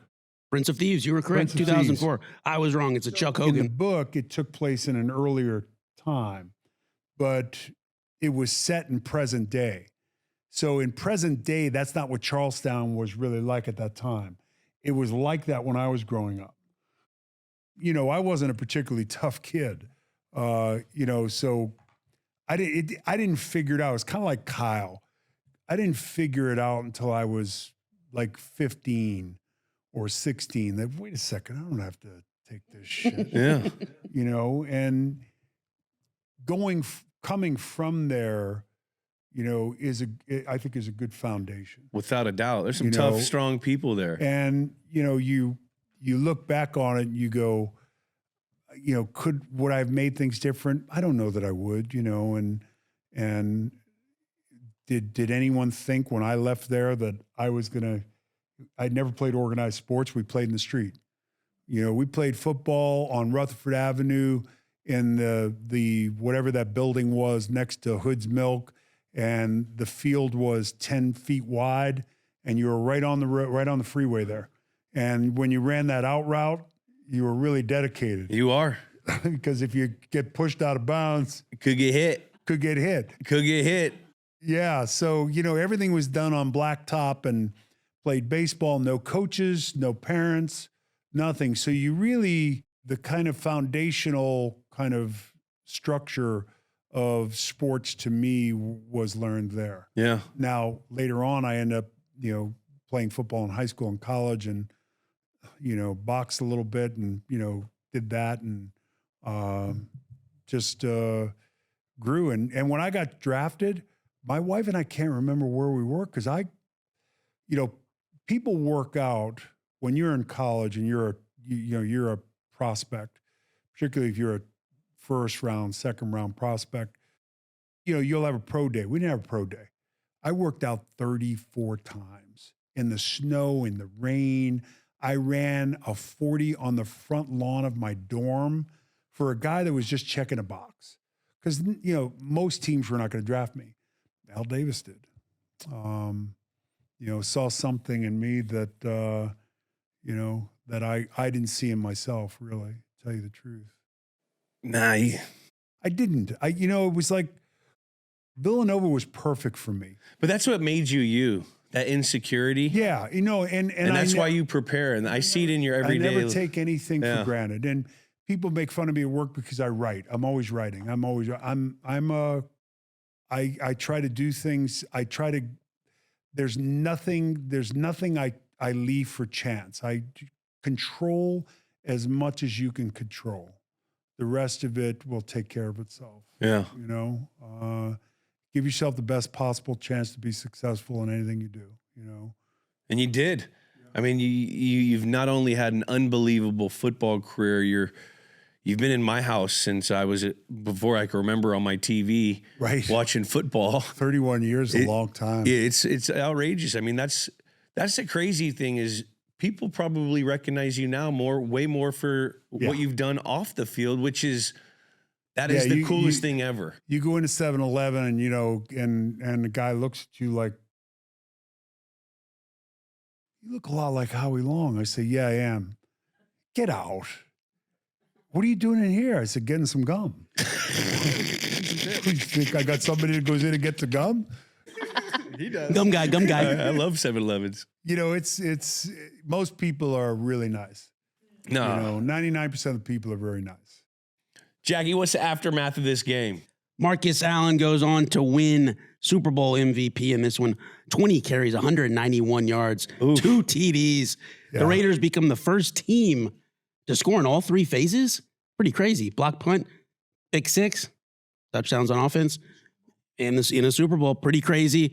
They become the second team in NFL history with 3 Super Bowls, right there with the Pittsburgh Steelers. Yeah. They would go 11-5 the next season, finishing 3rd in the AFC West. Redskins would go 11-5 the next season, win the NFC East, and fall to Chicago in the divisional round. But Joe Gibbs would go on to win 2 more Super Bowls after this, and this would be the last Super Bowl. Good man in Raiders history. Man. Terry and I just did his last year or the year before. We did his huge charity event up there, and he walks it, he talks it. He's the real deal. You never heard anyone say anything bad about Joe Gibbs? No, Joe's a good man. You know, what I found out in the last time I was there was Doug Williams they had a kind of a verbal agreement. It wasn't finalized, but Doug Williams was traded to Al Davis and the Raiders while I was there. and we end up getting Jay Schrader. So No Doug Doug? Williams, who's the prototypical Raider quarterback, throws the 9 route, Big, the deep, strong. seam route, big, strong, athletic, cannon for an arm. Terry would have been great in our system too. And then I see there we make the transition to Snake. Fox, and Kenny Stabler's, golly, he's Kenny Stabler. he's one of those kind of he's become like a folklore, The stories about him are crazy. Yeah, stories about a lot of people were crazy, and a lot of them were probably true. We'd be crazy not to ask Howie Long, what does it mean to be a Raider? It's hard to kind of sum it up, but It's the same thing that you probably get for people always asking me the Patriot way. Yeah. Everyone asks you, what does it mean to be a Raider? it's toughness. It's it's when I first got there, it was really interesting because that guy on the left, Al Davis, he's an iconic, in the history of the NFL, between being the commissioner of the AFL and, then going over to the Raiders and coaching the Raiders, and then, building 3 championship teams, and drafting guys. Like I said, I think Art Shell's out of Eastern Maryland shores. Willie Brown brings in Willie Brown, and Maryland, what is it? Maryland State, University of Maryland, which is Eastern now Shore. University of Maryland Eastern Shore, correct? Right. How did he? There was a scouting element, and nobody in the building had a title. So Ron Wolf was the GM, but you get there and you look around and you say, what does greatness look like? It's everywhere. It's Al Davis, it's Ron Wolf, it's Tom Flores, it's Art Shell, it's Gene Upshaw, Freddie Blitnikoff is on the staff, Willie Brown's on the staff, Cliff Branch, Ted Hendricks, Lyle Alzado. Everywhere you look, there's, and guys that Jim Otto, it's the ghosts of Christmas past. You walk through the Hall of Fame and, it's littered with the guys I'm talking about. Yeah. And they were more than happy with, as long as you fit all the criteria, you were tough, you worked hard, they would bring you along. Yeah. And I, in turn, later on, brought guys along. And that was part of our what made the organization special was, and I couldn't imagine playing anywhere else. I couldn't imagine putting on any other uniform. But I was always intrigued by, I'd watch Minnesota, with Dolman and, the groups when I was you're playing? Yeah, they ran, 4-man front that was the Bears. I watched the Bears play in their 46 defense. I'm saying, what would it be like to play in that defense? I'm playing in a 2-gap, sit, squat, and catch, and hope you get the third down. Yeah. But there's no place I'd rather be. I feel the same way as a Patriot, though. Sure. Sure. That's the cool thing about, where we're at. A lot of the guys played all on one team. There's not many of those at Fox. Well, except Rob. I've been with 2 teams for 44 years. Fox and the Raiders. And I'm not, and that's me. I'm not I don't change outfits well. I mean, it's funny because yesterday I was in El Segundo, and our practice facility used to be in a middle school in El Segundo. Yeah. And I remember driving to work the same route every day, because if I didn't drive the same route every day, something might happen. And I don't know whether I'm not superstitious per se, but I was about football. Not superstitious. You drove the same route every day, Howie. Yeah, that's what I'm saying. Back That's then, that's superstitious. totally. And you don't realize it at the time, but I got dressed a certain way. I got, my routine, my dinner on Saturday, my everything had to be the exact same, and I stood in the same place for the national anthem. There were things that I did. I always did my 40s, before anybody got there. And, If we cut your legs off from like your femur, I think that would be me, because I'm like the same way with all that stuff. yeah. I was the same way with routine. Yep. And I would always say I wasn't superstitious, but I was superstitious as fuck. I laid out I would lay out my uniform the same way. I would eat the same thing every night, because I did it good once with that. So I thought it would always be like that. Driving through El Segundo yesterday, doing a Sketcher spot, it reminded me of that whole thing. And I'm not really an LA guy.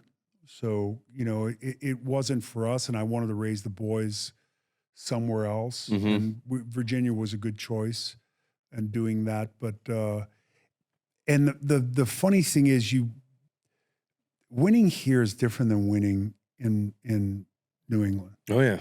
Because winning here, we were a team that came from Oakland. We went to LA. We won in our second year here. They never had a championship. Yeah. Never had a Super Bowl champion here. Still have an amazing fan base down here. A lot of people travel to Vegas Yeah. from LA, from Oakland. We're kind of the Southwest Raiders. Without a doubt. But you win here, if you're the Dodgers or you're the Lakers, it's special. But you kind of feel like it's the championship that doesn't have a home. We're like a ship. What's that in the Tom Cruise law firm movie, The Firm? The Firm. He's talking to the two mobster guys that The Firm represents, and he says, I'm a lot like a ship that's carrying a cargo that will never reach port. And that team, there's a void. To me, you go back to Boston and it's special. Yeah. LA really, Transplant. It's tough. You're competing with so many different things here. it's the Ellis Island of, there are people from Chicago, there are people from Detroit, there's more bars here that that people go to from another city to watch a football game on Sunday. Shout out Sonny McLean's. Sonny McLean's Boston Bar, baby. Right. Santa Monica. That doesn't happen in Cleveland. No. That doesn't happen in Pittsburgh. No. That doesn't happen in Chicago. That doesn't happen in New England. Are you kidding me? That is crazy to think. Yeah, but the Raiders I feel are different. They're not an LA team. Like you said, they're a South. It's a pirate ship. That's the best way for them to do it. To go leave Oakland, win it in here, and then go back. That's the only Raider way of doing it. And we got to win in Vegas. The stadium is amazing. The Taj Mahal. It's beautiful. It's probably as emblematic of any franchise from a stadium standpoint. Visually. Great stadium. Visually great. It's like the Death Star landed in Vegas. It is. No, it really is. And the practice facility, Beautiful. amazing. Our practice facility, there was always like a hammer and a 2x4 in every meeting room. And they were like those shutters that, in cheap buildings where, you can, between the linebacker meeting and the defensive line meeting, if there was an argument in our room or there was a fight breaking out, Matt Miller would be peeking around Divide the room. So, Mark has they've gone from 32nd, 31st in revenue to top 5. And, it's great. We just got to get some stability and And quarterback. That's what you need.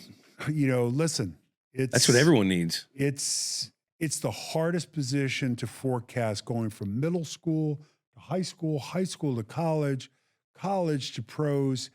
And if you don't go to the right place, and I thought Williams was going to a great place in Chicago. We all did. But the thing I didn't factor in was No online. the coordinator. And the And forget coordinator. about the O-line last year was a young, ascending offensive line.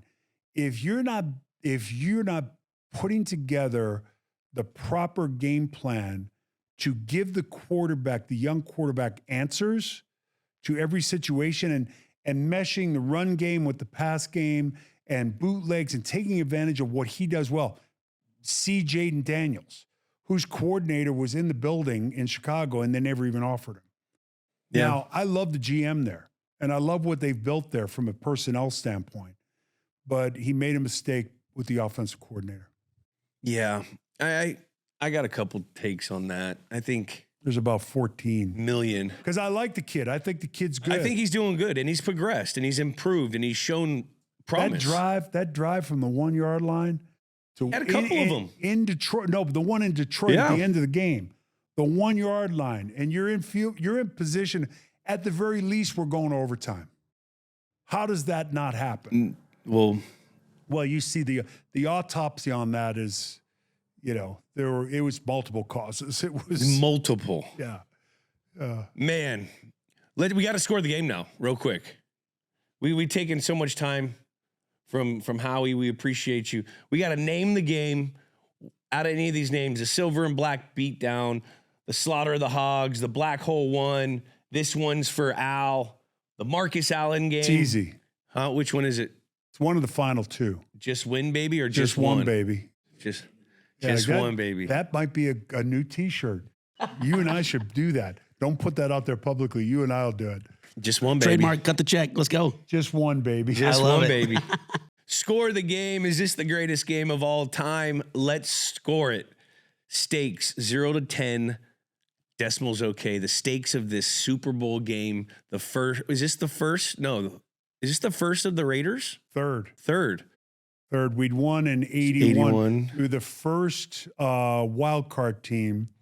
Is the wild card inception to win that game. And that team, you want to talk about, vagabonds and cast-offs. It was amazing. It was amazing that they were in it and they won. They beat the Eagles. And Stakes 0 to 10, though. You got to store this game. I would say at that time, because it was such a lopsided, they were favored, I think, by 9. Yeah, Raiders were big underdogs.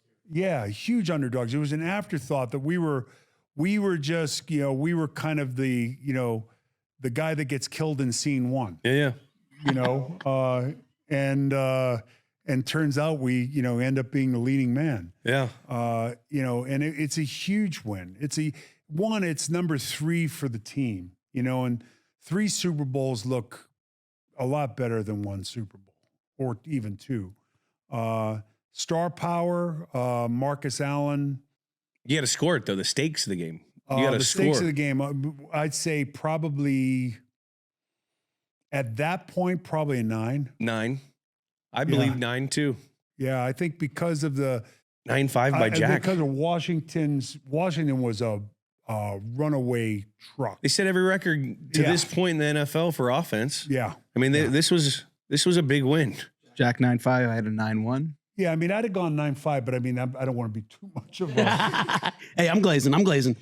Star power 0 to 10 decimals. Okay, a lot of stars on this. A lot of Hall of Famers. Yeah. Al Ted Davis. Hendricks. Yeah. Al Davis. Gibbs. Tom Flores. Gibbs. Theismann. Riggins. The Hogs.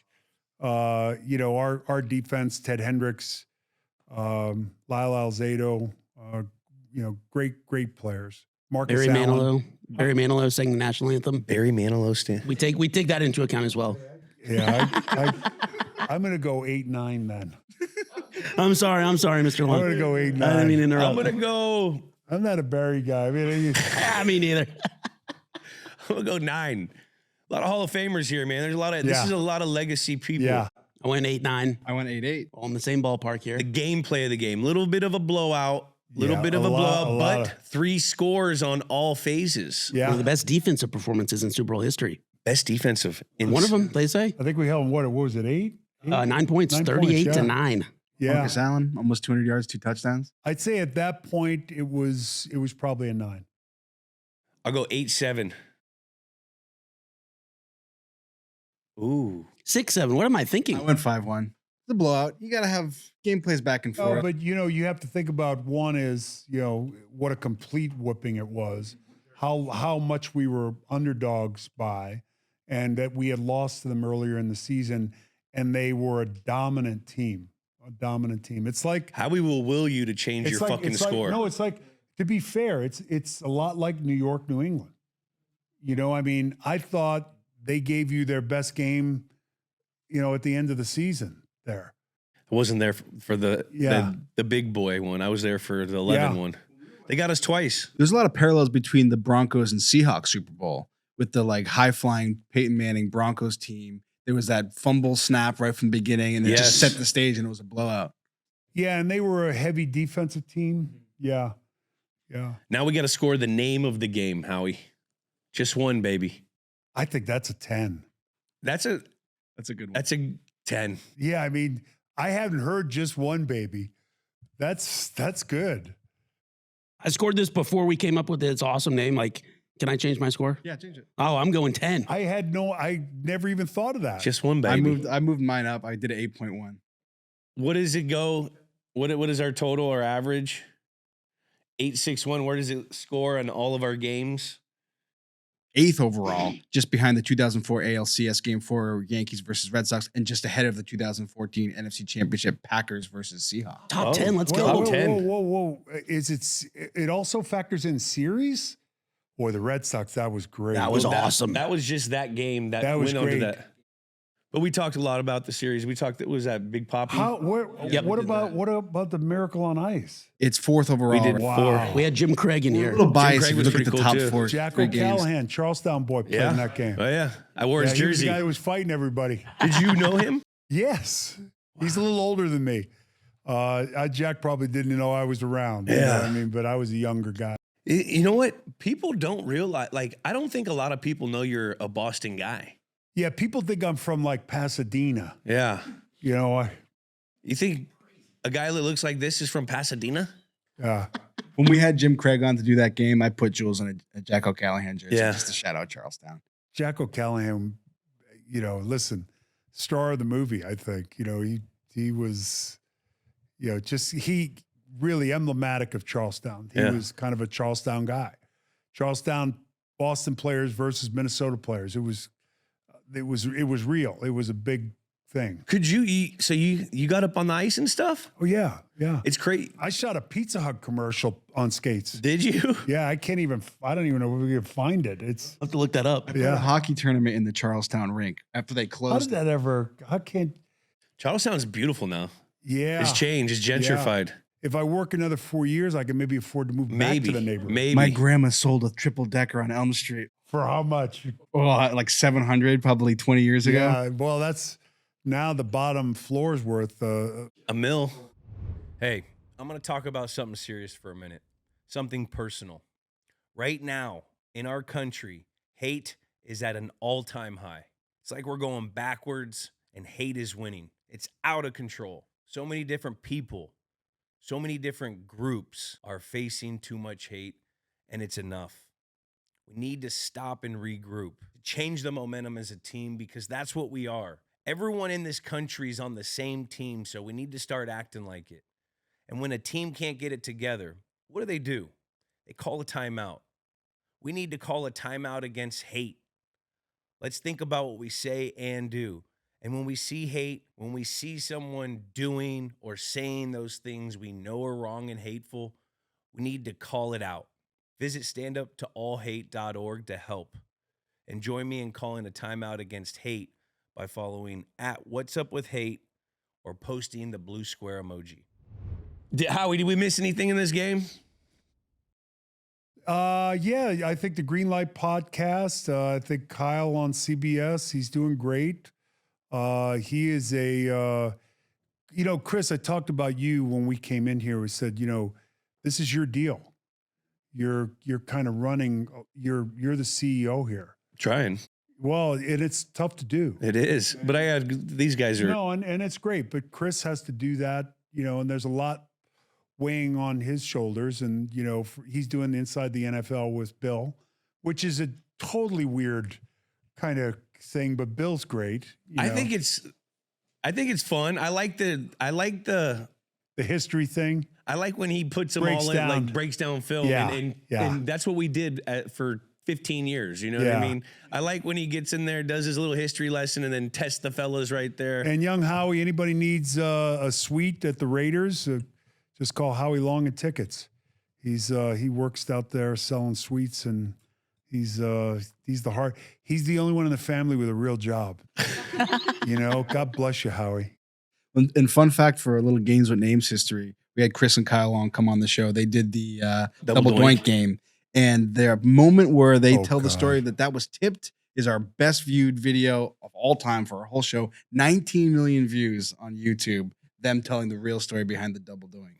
19 million. Shout out Chris and Kyle. People don't realize how hard it is as a dad and a mom to watch those games, particularly when they played against each other, because it's not like the Mannings where they're both playing quarterback. No, they're going against each other. They're going against each other. Matter of fact, when Kyle came up with the Bears to practice up there, and it was interesting. Two things stuck out to me in that thing was Chris was the looper on a TE stunt, and Kyle has to pass off the tackle, and he comes back and he's probably a half a step behind, but punches Chris in the ribs and fractures his ribs, breaks his ribs. In the joint practice. I remember that. Yeah.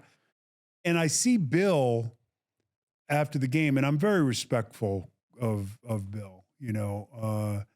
I think I call him Bill. I don't call him Coach. I might have called him Coach. It's kind of a hard kind of transition for me. I get it. And I said, and he said, hey, we talked about Chris for a second. He said, hey, your other boys. I said, yeah, he's figuring things out. He said, and he kind of did, Bill ponder something for about 3-4 seconds. And he said, he's the best guard in football. And, coming from Bill, who doesn't throw roses, he's not giving the flowers out, a lot. That's a big deal. That's a huge deal. I mean, that's how good Kyle was. was mauling people. Kyle was Kyle was healthy. He was, one thing after another was like the neck fusion, shoulder, elbow, his ankle, tendon popped out.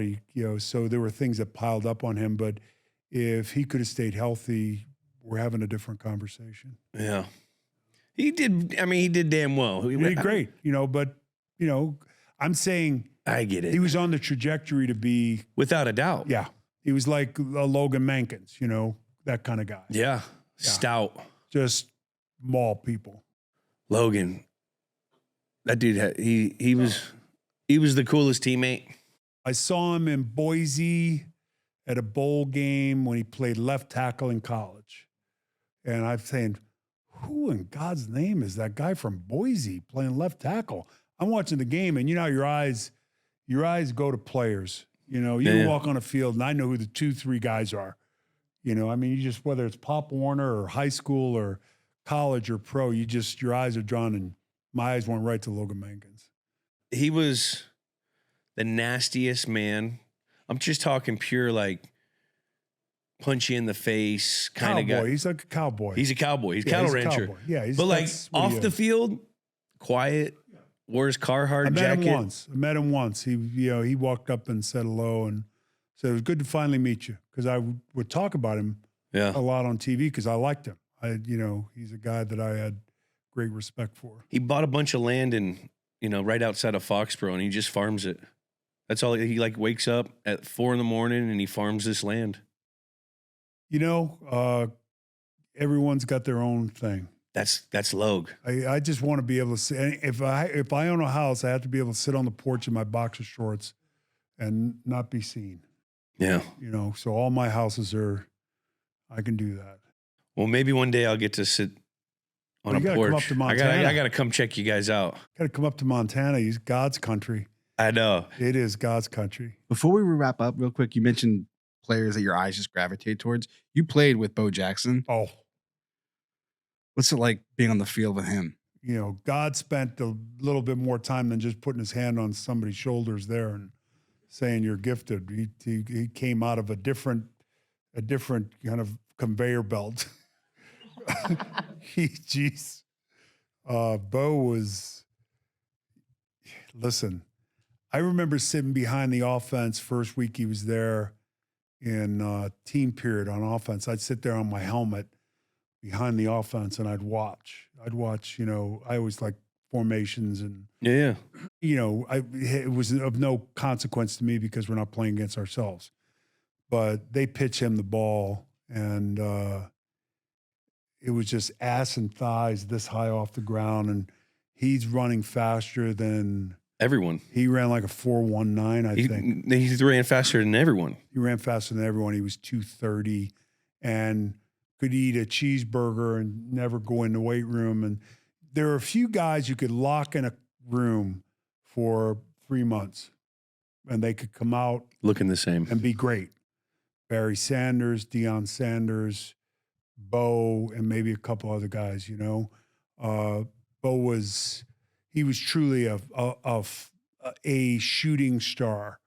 It was like playing with Elvis. You had to go in the back of the hotel. They had to, there were things that you had to do as an organization because he was so big. Imagine him today. Yeah.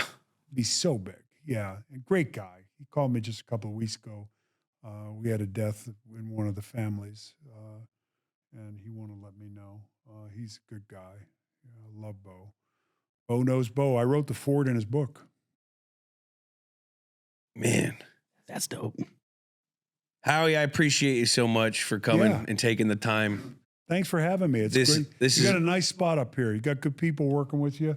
Thank you, Mr. Long. There's nobody I want to slap on the way out, A successful day for us then. Yeah. Thank you, Howie. Yeah. Man. Legend. I feel like I have my dad in.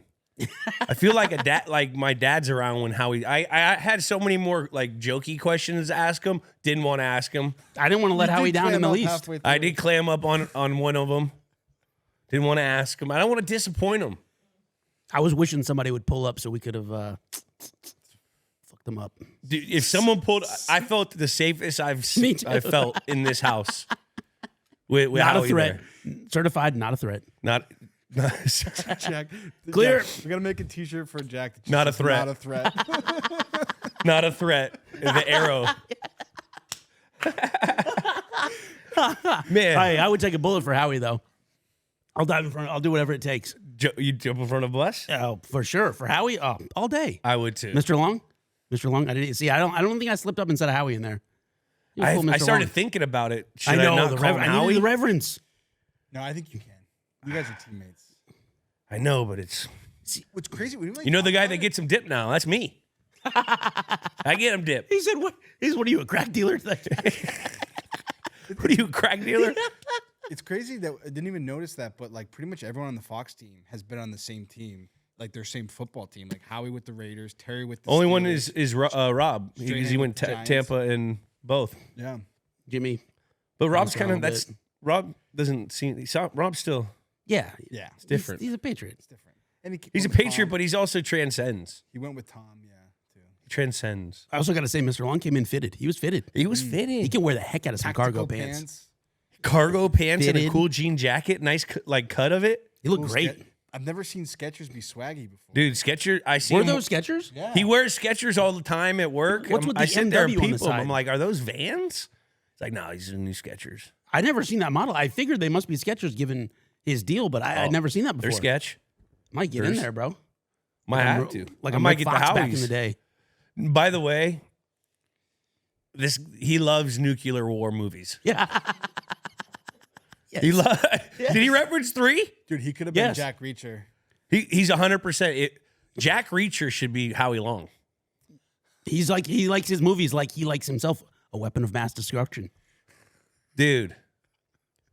He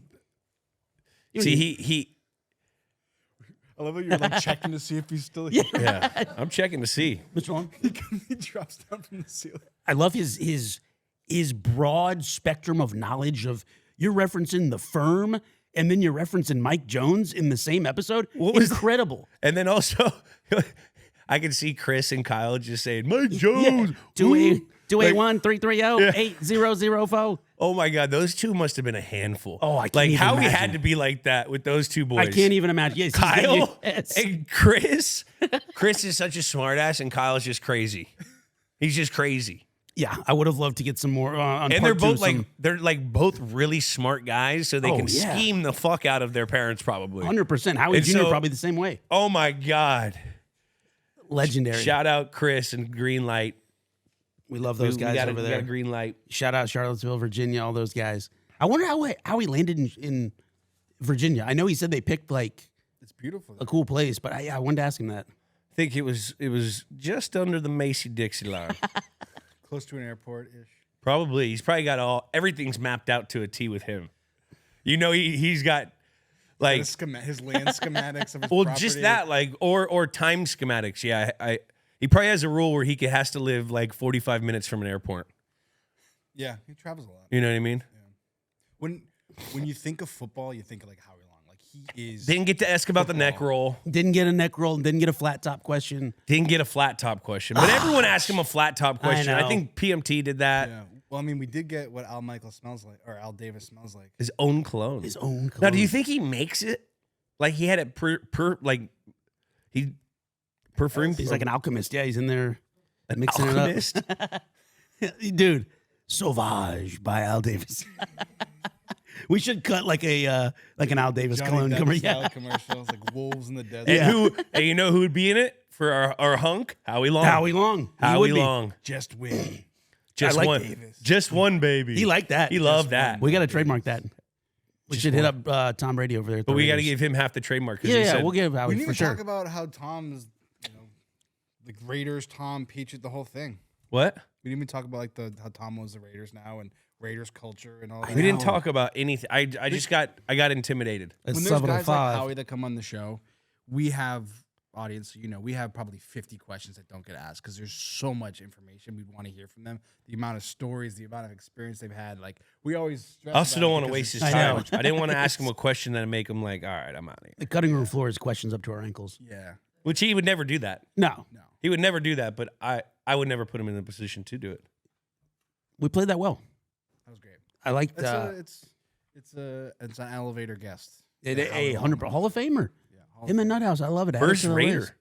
list. No, Richie Incognito. Richie. Max. Max First Crosby. legacy Raider. First old school Raider. First old school First Raider. Super Bowl champion Raider. First Super Bowl champion Raider. First smoking cigarettes in the locker room Raider. Don't think he did it. He though. did not. No. Man, That was, I'm going to be doing an Al Davis all day today for the rest of the day. could you imagine those guys at 26 years old, 27, 28? How big and like just fucking bro cool they were? Oh my gosh. They were watching- bro cool, I bet. We were Cut saying, sleeve. I bet you in the weight room, their fucking attire was so sick.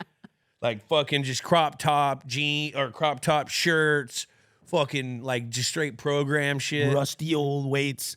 Somehow the 75 pounds weighs more than the 75 pounds today. Like just rusty and heavier and grittier. Probably some shitty ass coffee in there.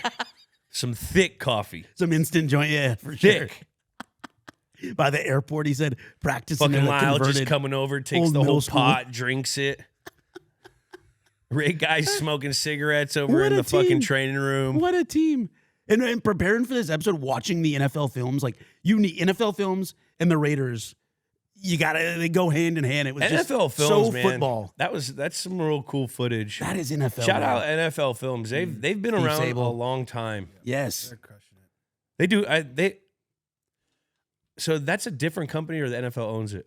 NFL Films, from my understanding, was its own adjacent company. I do believe it's under the NFL purview now, as well as potentially. But it's still like a Sky Jordan Sports. thing, like Jordan and Nike, Yeah. where it's Yeah. like carved out. Yeah. For sure. Yeah. It's like Jordan. I mean, our cold open is literally inspired by An Autumn Wind as a Raider. Yes. That little sequence Yeah. with the music and that Autumn Wind. Hey, it's 75. I'll take your lunch, buddy. It's 75.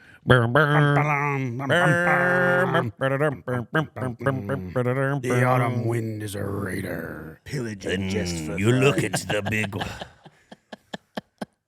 Hey, it's 75. All right, what is this? So we're gonna try a little something new. Ooh. Something new. A segment Jack's been called cooking. Been here. Jackass. What are Been Jackass? watching, I've been watching my Andy Cohen. Been hearkening back to the old Jay Leno days of, you got to brand these Here's a segments. headline for Here's a you. headline for you. Jay walks. But we do Jack Asks. Jack asks. Kind of like Jackass, but Jack asks. yeah. What do we think of that? I These like are just. Tell us about Jack This Adams. is a little bit. Don't let Jules see the questions. Okay. This is. We get a lot of call. We love hearing from the fans. We love hitting the hotline, and we like those off the wall questions. We like those out of left fielders. We like the would you rather's. Something that kind of makes you think. All right. Sits with you all day, puts you on the spot, so to speak. Not quite the hot seat, but a little warm. You're like, oh, whoa, didn't think of that. Yeah. It's kind of like when you press the heat seater on just one dot instead of three, it gets 3 dots. Yes, we're one dot. We're one dotting it. One dot in it. We'll maybe work our way up to 3, but we're not there yet. It's only We're not early there yet. December. We don't need it. All right, let's actually do the segment. We can do the segment. These are questions that they've been a little bit telling. You can tell a lot about someone through these. Jules, without further ado, are you ready? I'm ready. All right. First on our list, we're in the latter part of the NFL season. Latter part. What's next on your vacation destination list? Ooh, my vacation. Off season, vacay. I want to go to Japan. I had a feeling that was going to be in there. I want to go to Japan so bad. Where? I want to go to Tokyo, Kyoto, Kobe, Osaka. My dad went there when he was young, Right, and he always touring with talked the about kids, it. man. Pick of the old ivories. I like that. I want to check that out. I think I'm gonna go to where am I going? To Whistler? That's right. You and Rob, right? Yeah, we're gonna go to Whistler ski. That's going to be awesome. Both ski, not snowboard. Or I'll snowboard. Just snowboard. You're a border. But I don't know. I need to get to Europe. I haven't been to Europe. Well, I don't travel that all. I need to travel like Busy guy. internationally more. I haven't been out of the states other than like South America. I went to Brazil. That actually I have. I've traveled decent. But I want to get back to Europe. There's so many places in Europe I've never been. I've never been to the Asias. Yeah. I want to go to a bunch of Asian countries. I want to go to I would love to see like China. Like I want to see the Great Wall of China. Yeah. That'd be fucking crazy. And there's a lot of we don't know anything about China. Like you don't ever hear about it. But my Don Yi, he always talks about how cool it is over there. And I would want to go with like a local like him. Yeah. But also I want to go to like Thailand. I want to go to Japan. I want to go to Seoul, Korea, South Ooh. Korea. That would be tight. I think it'd be really great inspo. I like that vibe. Yeah. Something What about to you, look Jack? forward to. Where you going? Man. My boy is trying to get me in March to do a Japan, but a golf trip. In Japan. He's got his eye on these they got these trips where you can buy like golf packages, do like a Japanese golf trip. Isn't it snowy still there? I don't know. I haven't looked into it too much. I'm a little it's still a little foreign to me. Everything about it. No pun intended. I would like to get back to every 3 to 4 months I get a New York itch. I got to get back to New York. Traveling to New York is on your. It's not very much, nothing sexy there. Can't go to New York right now. Okay, yeah, that's a different story for a different day. I would like to get to Europe. I've only really ever been to London. I'd like to hit a Paris, maybe a. You been to Paris? Only been to London. Gotta go to Paris. Have you been to I like- Amsterdam? Never been. Gotta go to Amsterdam. I want to go to Europe deeper. I had a Paris trip. Would you show me around? We I go don't know together? it that well. I know, but we can go together. Yeah, I would go. Heck yeah. I'm a good travel comedian. I had a Paris trip planned that I had to cancel because we launched Dudes on Dudes. So I'm still eating shit from that for my wife. So Hey, you got Hawaii on the horizon. I got Hawaii. You're on the good, horizon. brother. That's not international. You're good. You're good, bro. Yeah. So Paris in the off season. I don't know. I want to go. I Amsterdam say now all that you're this and I'll saying it. probably end up won't going anywhere because I'll have to go do work shit or Get out. the only travel I really do is for like if I have to go to a city to do So something for maybe, work. Maybe Ireland next year. Ooh, football in Ireland. Oh, I would love to go to Ireland too. The homeland. Jack, what else? Dude, you we'll got? just cut a games with names in the Kyoto or Someone somewhere. just, well, I was just DMing with someone. I was just DMing with Mr. someone Baseball. about a We'll just do a hurling Mr. game. Baseball episode. All right, Love let's Mr. keep- All right. Baseball. Next on our list, Jules. Go to gas station snack. Pulling over, you're driving the Stang, you pull off for a little snack. What I are you don't going get with? snacks anymore. I just get I'll get a coffee. Ooh. Either I'll sometimes get hot coffee if it's in the morning. It's a little nippy out, but I'll take like some kind of like cold brew of some sort. I like that. Get a tin, maybe a couple different bubble gums. Back in the day, I'd get like a corn nut. Oh, you're really corn nuts are underrated. Great gas station snack. I would get like chips, Slushy, Slurpee, slushy, all day. all day. I didn't realize. So and then I went to Ohio, and I was introduced to Sheets. Yes. It's like, what? This is a gas station experience. Yes. Yeah. You get fucking jalapeno poppers, Subs. beef jerky. Sheets isn't a gas Pizza. station; it's a way of life. Yes. There's Sheets, other ones like that Buc-ee's, around the Wawa. country too. Yeah, I've never been to those Wawa, ones. Loves, Buc-ee's. Yeah, Those are some badass shit. It's like it's an experience. I remember like, I gotta go fill up my car today. It's a uniquely And American. pretty cheap. Oh yeah, they're great. Good Pretty grub. cheap. They got a lot going on there. You know, there's cool little like gas stations here. Remember the one gas station in Boston that had a Mexican restaurant in it? It was in Beacon Hill. yeah, It was pretty good. But there's always a little Mexican spot in some gas stations when I'm driving to like the lake or something that I'll Some snake triple a D couple- type spots. Get a little couple give me some carne asada tacos. Probably got to cut that out. Some unleaded. Unleaded. Yeah. All right. Next on the list, we talked golf earlier. Jules, what's your favorite club to hit in the bag these days? Favorite club to hit? What's feeling good? These days? Zero. None of them right now. Nothing's feeling pure. I'm not feeling very pure. All right. All right. When it comes down to it, my 7. Amen. Me too. Me Are too. you an evens or an odds iron guy? I don't know that. I'm a 7-9, so I'm odds. Yeah. 7 and 9 are two of my. I'm an odds guy. Too. Yep. And I love my my 50. I like my 50. Like my 110 and in using my 50. I feel like I'm pretty decent with that. I feel like we're due for a more park outing here I soon. know my driver just sucks right now. It's all right. It'll get there. Yeah. Just nice and easy. Let the club do the work.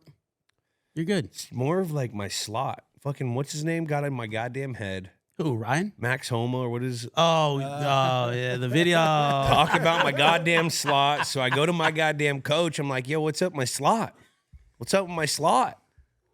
You and the slot not being hand in hand just seems wrong. I thought I am you're a slot. You're Slotty Pippen. It's fucking bullshit. Freaking Homa. Homa? Come on, Homa. Come on the show. Yeah, come on the show. Come on Let's the go out show and golf. give me a goddamn golf lesson. Yeah, come on, baby. Los Angeles native. I'm a damn dimplehead here, bro. ABG, always be golfing. Next up on our list, Jules, what's a show or a movie you've been rocking with lately? What you been streaming? Ooh.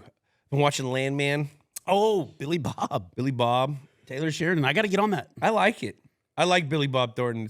And I don't know can't like miss. I don't know Texas stuff like that, like the gas. It's fun to watch those kind of things and see like the Hollywood version of what they think of it. And Billy Bob's tailor-made for that kind of role, too. Tailor-made. I love that. I also like Lioness. That's really good. Big Paramount Plus guy here. Dude, We're I liking don't know Taylor why. Sheridan, baby. I dropped it. I don't know. I watched Landman. I don't know who told me about Landman, and then I saw someone talking about Linus. I'm like, these are two pretty good shows. I like Paramount's content. Me too. I like the Their catalog TSEU. is Yeah. great, too. What else is there out right now? What are you watching? I'm watching Shrinking here and there a little Shrinking's bit, great. getting I in like there. Apple has great content. They got good Shrinking's stuff. great. I need to get into Landman. Catching up on my Below Deck. I want to watch that new Salt Lake City Selling Salt Lake on Bravo. Southern Charm's back, baby. You know I'm deep in Don't that. plug that here. Don't even know what that is. No, it's trash. It's great We don't stuff. talk about it. Really good stuff. Garbage. What else am I rocking with? I like this. I like Universal Basic Guys, Animation Domination, but we need The Great North and we need Family Guy back. Come on now. I've been watching. I watched some Christmas stuff recently, actually. I Yeah, don't know when I've this been come doing out, but it's- movies. Thing is, it takes me forever to watch a show because I'll start watching my show when I put my kid down. And by that time, after being in the car 3 hours the whole day, going to soccer practice, fucking tutor, this, that, it's like full-time thing. I'm done. I can never pay attention. I don't have the attention span. So I'm like, what? I throw on my show after a day and I throw it on. It takes me to watch a 45-minute show. It takes me like 4 nights. I'm with you, bro. Long days, man. Yeah, this Nutcrackers, this new Ben Stiller one. I liked it. It was really good. It's a Ben Stiller Christmas movie. Can't wait for Severance to come out. Yeah, I want to see it. You got to watch it. It's really good. Is Lily, it kid? you can watch it with Lily. Is it kid appropriate? It's in the middle. It's right in the middle. She's 8 now, so she's pretty much adult. It's right in the middle. It was Danny McBride and those guys are behind it too. Oh my god! Yeah. I don't know if she's ready for It's that. good. No, but Danny it's like McBride? PG-13. It's good. She's 8. She's 8, Jack. You're gonna throw there's gonna be dongs and stuff in it. It's a No, soft no, R. no, no, It's no, a no. soft R. No, it is not there. This isn't Gemstones. It's family friendly ish. Ish. You gotta. Would Frank let you watch? Would he let you watch like our stuff when you were They little? let me watch anything. I had an older brother though. Same. Oh, okay. 7 years older. I was watching Rambo like 3. Fucking Rocky at 1. I was going to see like Borat when I was like 11. Like, yeah, Which I got it's one good more. to expose him. Last one. All right. This is kind of crazy, bro. No football for a year, or break a leg. What do you mean? Or would you rather? It's a would you rather. Would you rather have no football for a year? Like you just can't consume it, watch. You can't do check anything, scores. Can't watch highlights. or have a broken leg. I might like that. Or like break What, a broken you. leg? No, not watching football. Oh crap! So you're just. I might love it. I may take not watching football for 1 year. Because every time I watch a game, it's just constant flashbacks and like situational shit. You don't even enjoy it. I'm sitting there like, all right, I can talk about that. Oh, that's fucking terrible. Oh, sick play. Reminds me of this play of back in this game. Like that's what's going through my mind when I'm watching these things. That's why when you guys see me watching, like when we watch the pre-cuts and like we have a bunch of research for all the, our guests, I'll sit and I'll watch it and I'll tell everyone to shut up. I'm like, yo, I gotta 1 second, please. What? Because I want to hear the contact. I want to hear what the announcer's saying. I want to be involved. I'm so involved. I hate it. That's man. I kind of like. So this is not even a punishment. This might be the reward. You're like no football. I'm so sick of rehab. I'm so sick of rehab. I will not fucking. That's why I get so scared about playing the pickleball and like explosive shit. I'm not trying to pull out an Achilles, and I've done so much physical therapy. I'm so sick of it. Where I could go and live a very happy life if I don't have to do that no more. But I have to go get my fucking shoulder fixed because it's hurting. I like to imagine you just go off the grid, travel Asia all football season, come back, Chiefs to one another, and you don't even care, and you're just a new man. You're like you've traveled all over Asia. I would love to all do football Batman. season. Don't even think about ball. Yes, that's what I'm envisioning. I'm envisioning. I think I need to go live with the criminals in China. You know how he did. Yes. Not China being criminals, but Right. like the bad people in China, or not China. Where was he? Was he I Japan? just remember it was snowy and It was probably Samurai? I don't know. Samurai's Japan. But China's so goddamn big, it could be China. China is a huge country, continent, thing. Both in population and in landmass. Both. That's why I bet you there's so, because they don't really show their shit off. There's I was watching in China, getting back to the travel shit. Isn't there like something discovered in China recently? Like archaeologists discovered some like crazy shit, but it's hard to get any information out of it because China doesn't allow any of the. That's what I want to go see. I want to go see the hidden shit. That'd be cool. Because China, and it's also fascinating to me that like Asian culture is like the oldest culture in the world. And we didn't get They've been around for thousands and thousands of years. We didn't get a ton of like Asian history No. education either. Yeah. Which is like our history is only like 800 years old, 500, whatever, since the 1600, 1700. Europe goes back a couple. China, bro. I want to see what those artifacts are looking like. yeah, I'm doing some digging here on these Something was, These I don't know. Chinese artifacts. Ancient tomb discovery sheds new light on origins of Chinese civilizations. Over 350 artifacts unearthed from a 5,000-year-old tomb. There you go. Is in the Global Times. 5,000 years. Man, Okay, that's before the pharaohs. That's no. discovered in the Wang Egypt has Jing been around ruins. for a while too. Maybe I was way off on that. Yeah. That's wild, though. There were some Egyptian pharaohs happening around that time. 100%. 5,000 years ago? Yeah. Egyptian civilization is crazy. Yeah, but China's been there forever. Did you know? I think there's something crazy, and you might check me on this. But the Africa's first? Well, what's Egypt's Pingawi? Africa. Pinjai? Pinjai? I don't know. What is it? The one where we were all one continent and then it broke up? Pangea. Pangea? Pangea. Is that real? Yeah. Plate tectonics. That's why you have earthquakes. San Andreas Fault. So how many years does that take? 100 millions? Millions, yeah. Millions. Pangea. Millions. Yeah. No humans. Is it real? Yeah, of course. Is that you can look at fossils that are like well, where they yeah, fit in, because like that's in why you parts have of a lot of the Africa. same trees Yeah. probably from Yeah. Japan that you have in the Bay Area, San Francisco, because it probably broke off. Plate tectonics, 100%. Yeah. I love that kind of stuff too. Yeah. And I then, like some Indiana Jones shit. That's why China would be sick. You talk about San Andreas Fault too, like Southern California or Western California is not on the same plate as Eastern California. Oh, I know. So like within thousands of years, millions of years, they'll be separated. That's probably a couple 100 million years. I don't know the exact numbers, but Well, We'll all be dead by then. Who we'll cares? all be dead. well, that's another episode of Games with names, man. Geology with names. Plates, tectonics. Yeah, that's gonna be a 6 on the Richter scale. What a game! That was Howie epic. Long. Howie Long, Howie. freaking Mr. love Long. Howie. I just never want to disappoint him. Me neither. I was And on I- my P's and Q's. I don't think you did. Yeah, but were we tight enough? Was our operation tight enough? I'm pretty intuitive on guest vibes, and he was down. I should have got him smoothie. I was hoping you'd give him put a little wintergreen. I know. I didn't even get to tell him that story, but I didn't know You if he told it wanted a that. lot. I didn't know if he wanted that story out. Yeah, or to do it physically. Yeah, 'cause I don't- Yeah, Maybe I he'd hear give me a look where he'd break me with his eyes. not in front of the YouTube audience.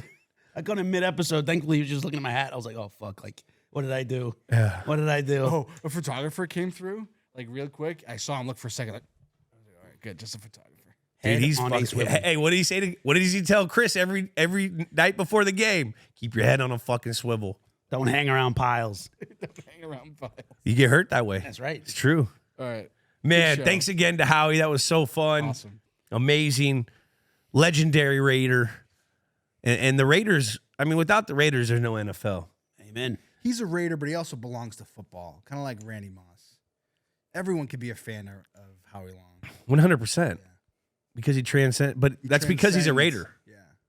Anywhere Skechers. That's because he was a winning Raider. We were talking about like the Raiders. I was gonna chime in, but I didn't. Like you talking about like the Raiders for like a Southwestern team. I don't think the Raiders are tied to geography. I think the Raiders are tied to like an identity. The like the hard nosed whatever. It doesn't matter if they're in Oakland or if they're in Vegas or if they're in Los Angeles. Being a Raider is something that's not tied to where you are. It's how you are. It's a state of mind. State of mind.